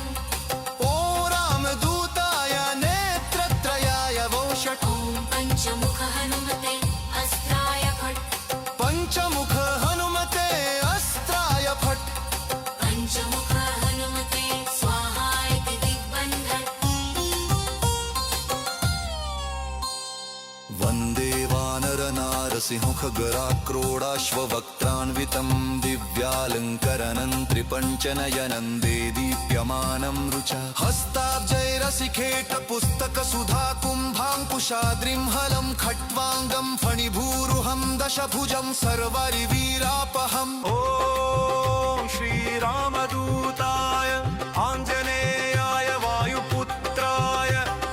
महाबलपराक्रमाय सीता दुःखनिवारणाय लङ्कादहनकारणाय महाबलप्रचण्डाय फाल्गुनसखाय कोलाहलसकलब्रह्माण्डविश्वरूपाय सप्तसमुद्रनिर्लङ्घनाय पिङ्गलनयनाय अमितविक्रमाय सूर्यबिम्बफलसेवनाय दुष्टनिवारणाय दृष्टिनिरालङ्कृताय सञ्जीविनी सञ्जीविताङ्गद लक्ष्मण महाकपिसैन्यप्राणदाय दशकण्ठविध्वंसनाय रामेष्टाय महाफाल्गुनसखाय सीतासहित रामवरप्रदाय हनुमन्मन्त्रनाय षट्प्रयोगागम पञ्चमुखवीर हनुमन्मन्त्रजपे विनियोगः ॐ हरिमर्कटमर्कटाय बं बं बं बं बं बं वो षट् स्वाहा ॐ हरिमर्कटमर्कटाय फं फं फं फं फं फट् स्वाहा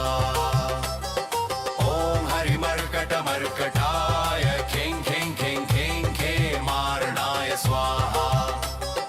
ॐ हरिमर्कटमर्कटाय लुं लुं लुं लुलुं आकर्षित सकल सम्पत्कराय स्वाहा ॐ हरिमर्कटमर्कटाय धन धन धन धन धन शत्रुस्तम्भनाय स्वाहा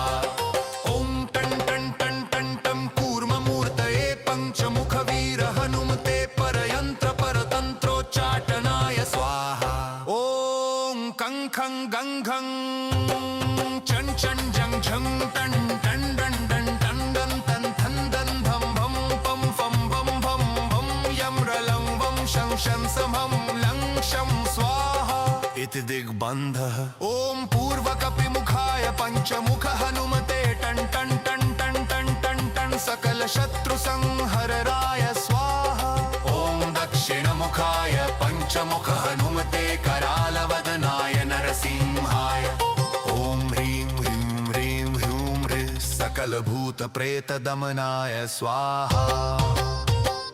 ॐ पश्चिममुखाय गरुडाननाय पञ्चमुख हनुमते मं मं मं मं मं मं सकल विषहराय स्वाहा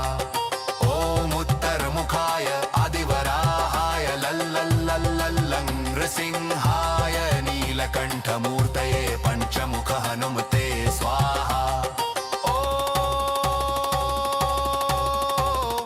ऊर्ध्वमुखाय हयग्रीवाय रुमुरुं रुमुरुं रुद्रमूर्तये सकलप्रयोजननिर्वाहकाय स्वाहा ॐ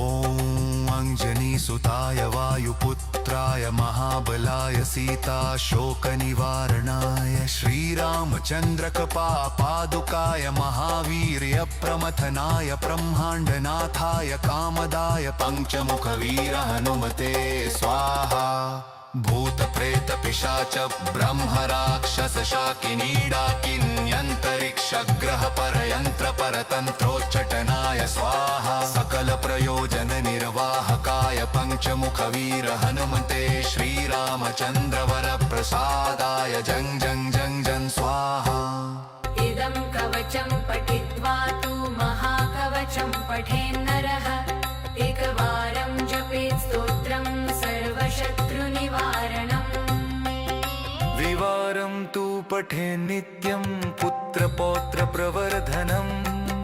त्रिवारं च पठे नित्यं सर्वसम्पत्करं शुभम् चतुर्वारं पठेत् नित्यं सर्वरोगनिवारणम् पञ्चवारं पठेत् नित्यं सर्वलोकवशङ्करम् षडारं च पठे नित्यं सर्वदेववशङ्करम् सप्तवारं पठेत् नित्यं सर्वसौभाग्यदायकम् अष्टवारं पठे नित्यमिष्टकामार्थसिद्धिदम् नववारं पठेत् नित्यं राजभोगमवाप्नुयात् दशवारं पठे नित्यं त्रैलोक्यज्ञानदर्शनम् रुद्रावृत्तिं पठे नित्यं सर्वसिद्धिर्भवेद्धवम् निर्बलो रोगयुक्तश्च महाव्याध्यादिपीडितः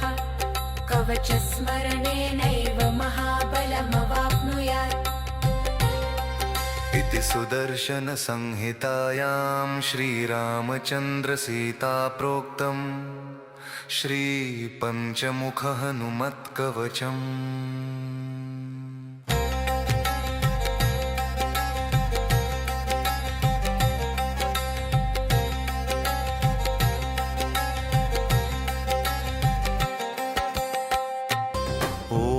स्य श्रीपञ्चमुखहनुमन्मन्त्रस्य ब्रह्मारोषि गायत्री छन्दः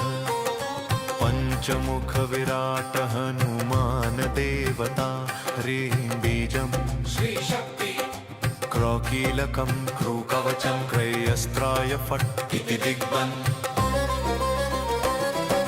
श्रीगरुड उवाच अथ ध्यानं प्रवक्ष्यामि शृणु सर्वाङ्गसुन्दर यत्कृतं देवदेवेन ध्यान हनुमत्प्रियम् पञ्चकत्रं महाभीमं त्रिपञ्चनयनैर्युतं बाहुभिर्दशभिर्युक्तं सर्वकामार्थसिद्धिदं पूर्वतु वानरं वक्त्रं कोटिसूर्यसम्प्रभं दंष्ट्राकरालवदनं भ्रुकुटीकुटिलेक्षणम् अस्यैव दक्षिणं वक्त्रं नारसिंहं महाद्भुतम् अत्युग्रतेजोवपुष्पं भीषणनं भयनाशनं पश्चिमं गारुडं वक्त्रं वक्रतुण्डं महाबलं सर्वनागप्रशमनं विषभूतादिकृन्तनम् उत्तरं सौकरं वक्त्रं कृष्णं दीप्तं नभोपमम् पातालसिंहवेतालज्वररोगादिकृन्तनम् ऊर्ध्वं हयाननं घोरं दानवान्तकरं परं येन वक्त्रेण विप्रेन्द तारकाख्यमं महासुरम् जगाल शरणं तस्यात् सर्वशत्रुहरं परम् ध्यात्वा पञ्चमुखं रुद्रं हनुमन्तं दयानिधिं खड्गं त्रिशूलं खट्वाङ्गं पाशमङ्कुशपर्वतं मुष्टिं कौमोदकीं वृक्षं धारयन्तं कमण्डलुम् भिन्दिपालं ज्ञानमुद्रा दशभिर्मुनिपुङ्गवम् एतान्यायुधजालानि धारयन्तं भजाम्यहं प्रेतासनोपविष्टं तं सर्वाभरणं भूषितं दिव्यमाल्याम्बरधरं दिव्यगन्धानुलेपनं सर्वाश्चर्यमयं देवं हनुमद्विश्वतोमुखम् पञ्चास्यमच्युतमनेकविचित्रवर्णवक्त्रं शशाङ्कशखरं कपिराजवर्यम् पीताम्बराद्रिं मुकुटैरूपशोभिताङ्गं पिङ्गक्षमाद्यमनिशं मनसा स्मरामि मर्कतेशं महोत्राहं सर्वशत्रुहरः परं शत्रुं संहर मा रक्ष श्रीमन्नपदमुद्धर ॐ हरिमर्कटमर्केतु मन्त्रमिदं परिलिख्यति लिख्यति वामतले यदि नश्यति नश्यति शत्रुकुलम् यदि मुञ्चति मुञ्चति वामलता ॐ हरे मर्कटाय स्वाहा ॐ नमो भगवते पञ्चवदनाय पूर्वकपिमुखाय सकलशत्रुसंहारकाय स्वाहा ॐ नमो भगवते पञ्चवदनाय दक्षिणमुखाय करालवदनाय नरसिंहाय सकलभूतप्रमथनाय स्वाहा ॐ नमो भगवते पञ्चवदनाय पश्चिममुखाय गरुडाननाय सकलविषहराय स्वाहा ॐ नमो भगवते पञ्चवदनाय उत्तरमुखाय आदिवराहाय सकलसम्पत्कराय स्वाहा ॐ नमो भगवते पञ्चवदनाय ऊर्ध्वमुखाय हयग्रीवाय सकलजनवशकराय स्वाहा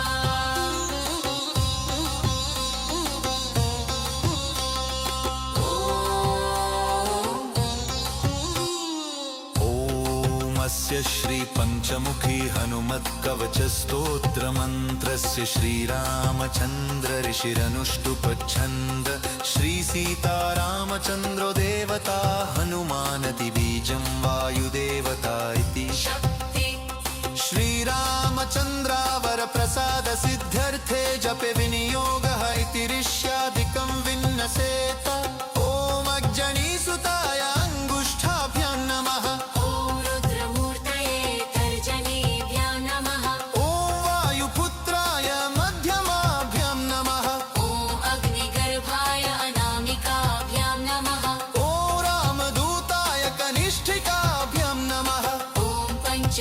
हनुमते करतल कर पृष्ठाभ्यां नमः ॐ अञ्जनीसुताय हृदयाय नमः ॐ रुद्रमूर्तये शिरसे स्वाहा ॐ वायुपुत्राय शिखा वषट् ॐ अग्निगर्भाय कवचाय हुं ॐ रामदूताय नेत्रत्रयाय वषट् ॐ पञ्चमुख हनुमते अस्त्राय फट् पञ्चमुख हनुमते अस्त्राय फट् पञ्चमुख हनुमते स्वाहा इति दिग्बन्धन् वन्दे वानरनारसिंहखगराक्रोडाश्ववक्त्रान्वितं दिव्यालङ्करनं त्रिपञ्चनयनं दीप्यमानं रुचा हस्ताब्जैरसिखेटपुस्तकसुधा कुम्भाङ्कुशाद्रिं हलं खट्वाङ्गं फणिभूरुहं दशभुजं सर्वरिवीरापहम् ॐ श्रीरामदूताय आञ्जनेयाय वायुपुत्राय महाबलपराक्रमाय सीता दुःखनिवारणाय लङ्कादहनकारणाय महाबलप्रचण्डाय फाल्गुनसखाय कोलाहलसकलब्रह्माण्ड विश्वरूपाय सप्तसमुद्रनिर्लङ्घनाय पिङ्गलनयनाय अमितविक्रमाय सूर्यबिम्बफलसेवनाय दुष्टनिवारणाय दृष्टिनिरालङ्कृताय सञ्जीविनी सञ्जीविताङ्गद लक्ष्मण महाकपिसैन्यप्राणदाय दशकण्ठविध्वंसनाय रामेष्टाय महाफाल्गुनसखाय सीतासहित रामवरप्रदाय षट्प्रयोगागम पञ्चमुखवीर हनुमन्मन्त्रजपे विनियोगः ॐ हरिमर्कटमर्कटाय बं बं बं बं बं बं वो षट् स्वाहा ॐ हरिमर्कटमर्कटाय फं फं फं फं फं फट् स्वाहा ॐ हरिमर्कटमर्कटाय खें खें खें खें खेमारणाय स्वाहा ॐ हरिमर्कटमर्कटाय लुं लुं लुं लुलुं आकर्षित सकल सम्पत्कराय स्वाहा ॐ हरिमर्कटमर्कटाय धन धन धन धन धन शत्रुस्तम्भनाय स्वाहा ॐ टं टं टं टं टं कूर्ममूर्तये पञ्चमुखवीर हनुमते परयन्त्र परतन्त्रोच्चाटनाय स्वाहा ॐ कं खं गं घं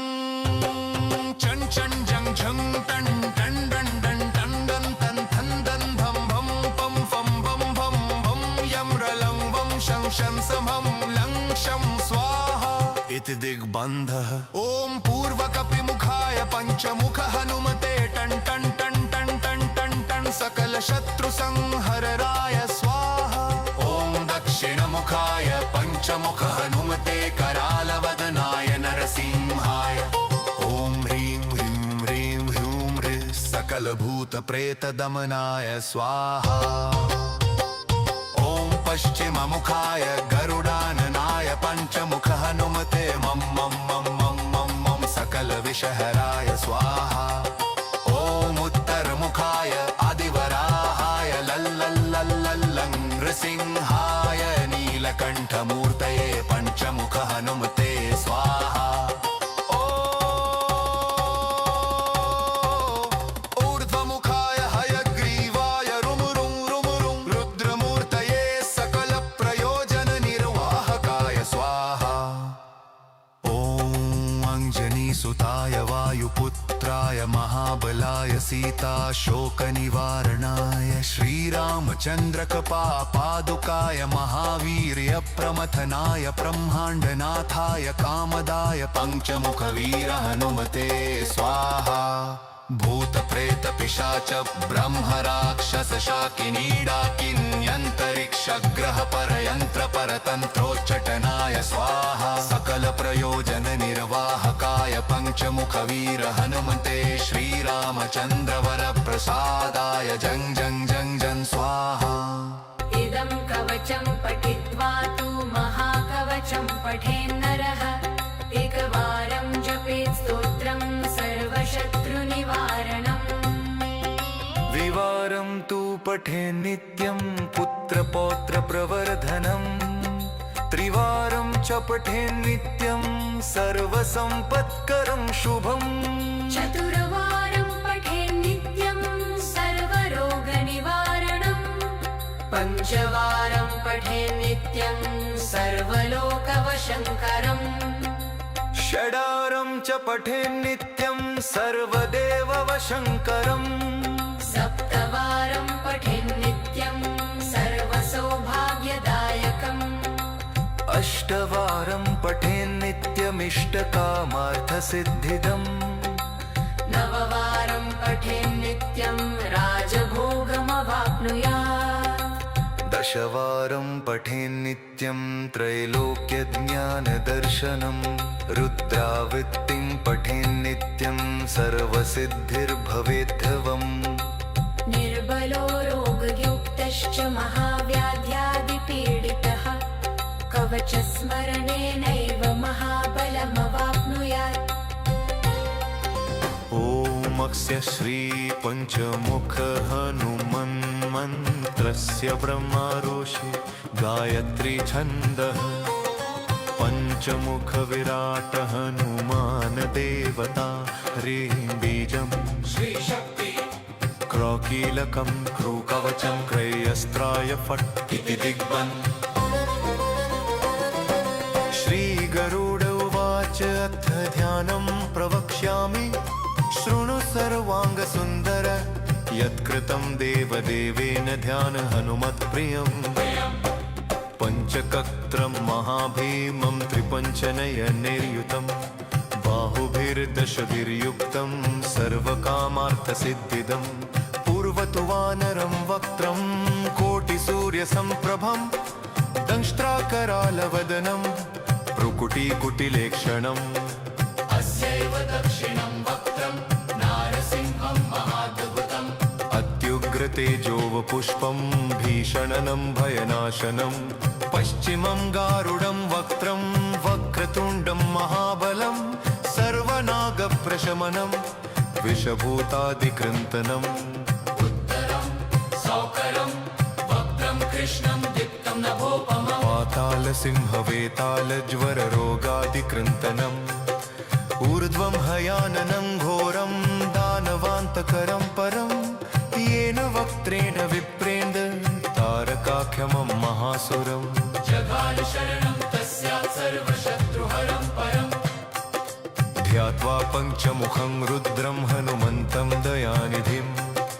खड्गं त्रिशूलं खट्वाङ्गं गं पाशमङ्कुशपर्वतं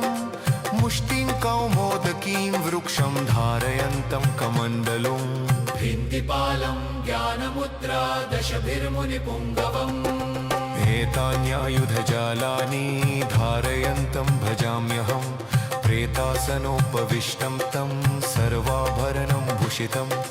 दिव्यमाल्याम्बरधरं दिव्यगन्धानुलेपनं सर्वाश्चर्यमयं देवं हनुमद्विश्वतोमुखम्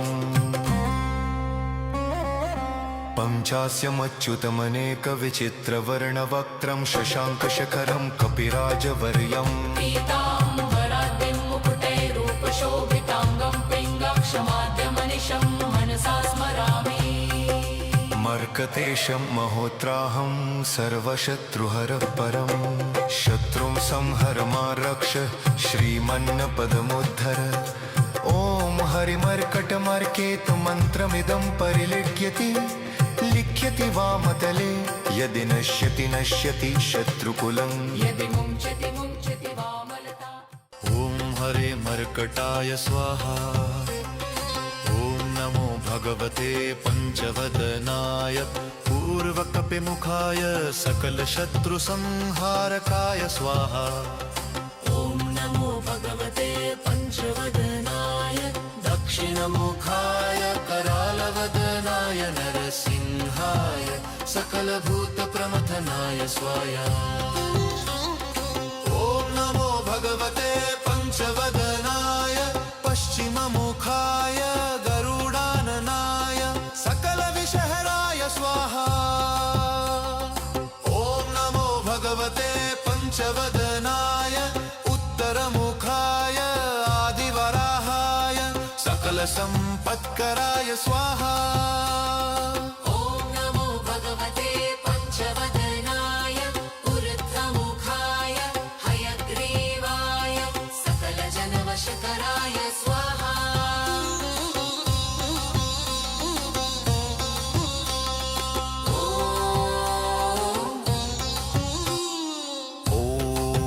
स्तोत्रस्य श्रीपञ्चमुखी हनुमत्कवचस्तोत्रमन्त्रस्य श्रीरामचन्द्र ऋषिरनुष्टुप्छन्द श्रीसीतारामचन्द्रो देवता हनुमानदिबीजं वायुदेवता इति शक्ति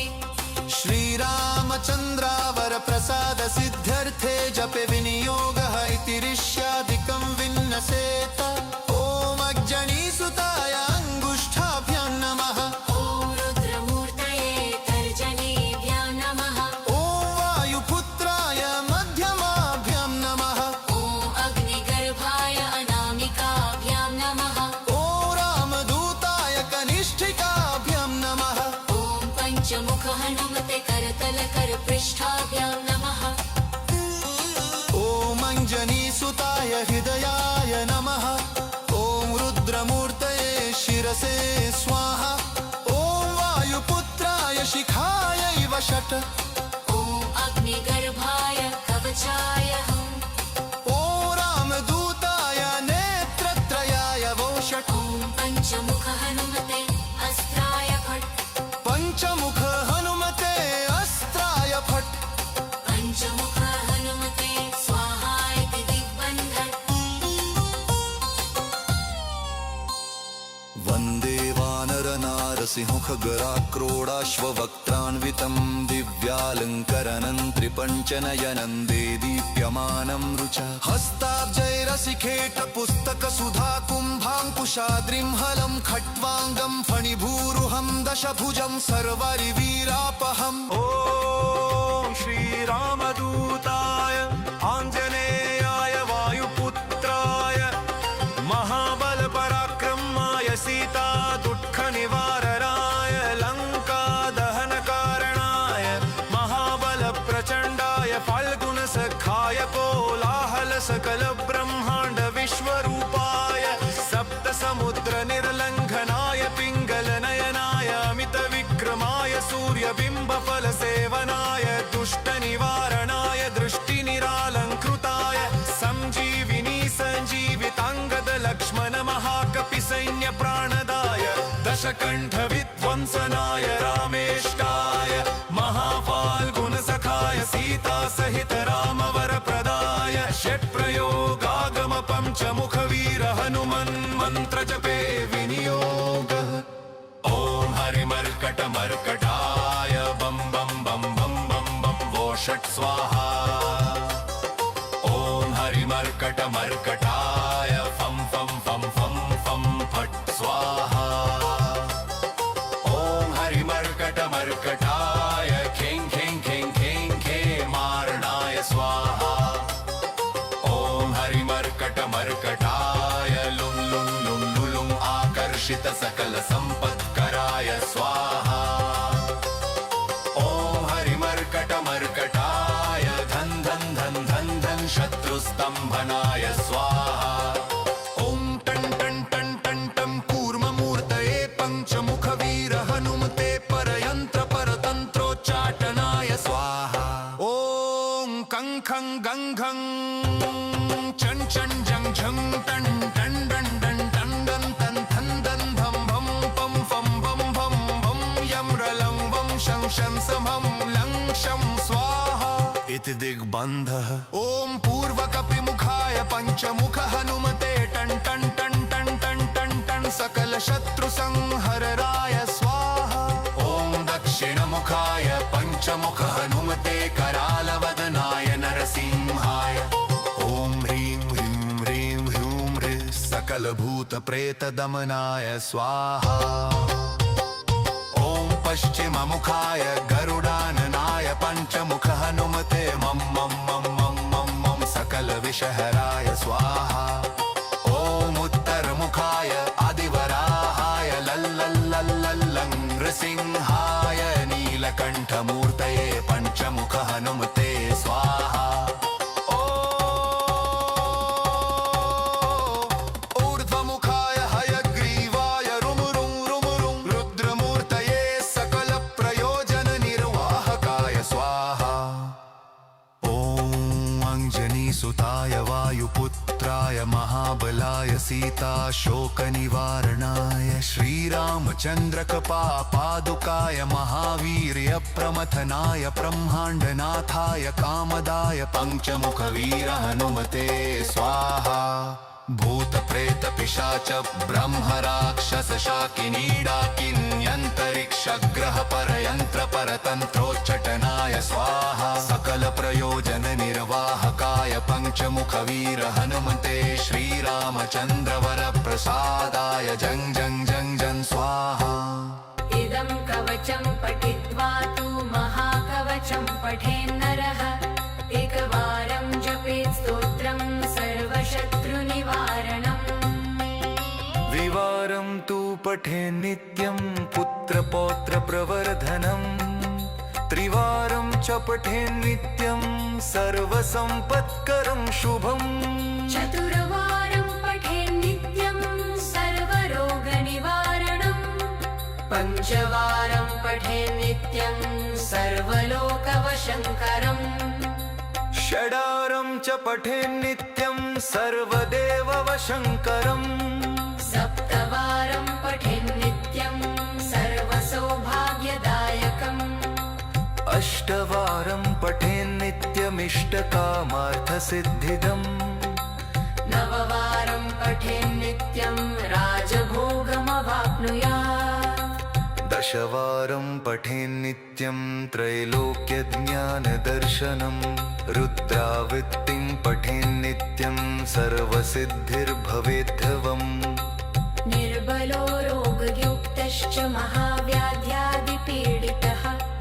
कवचस्मरणेनैव महाबलमवाप्नुयात् इति सुदर्शनसंहितायां श्रीरामचन्द्रसीताप्रोक्तम् श्रीपञ्चमुखहनुमत्कवचम्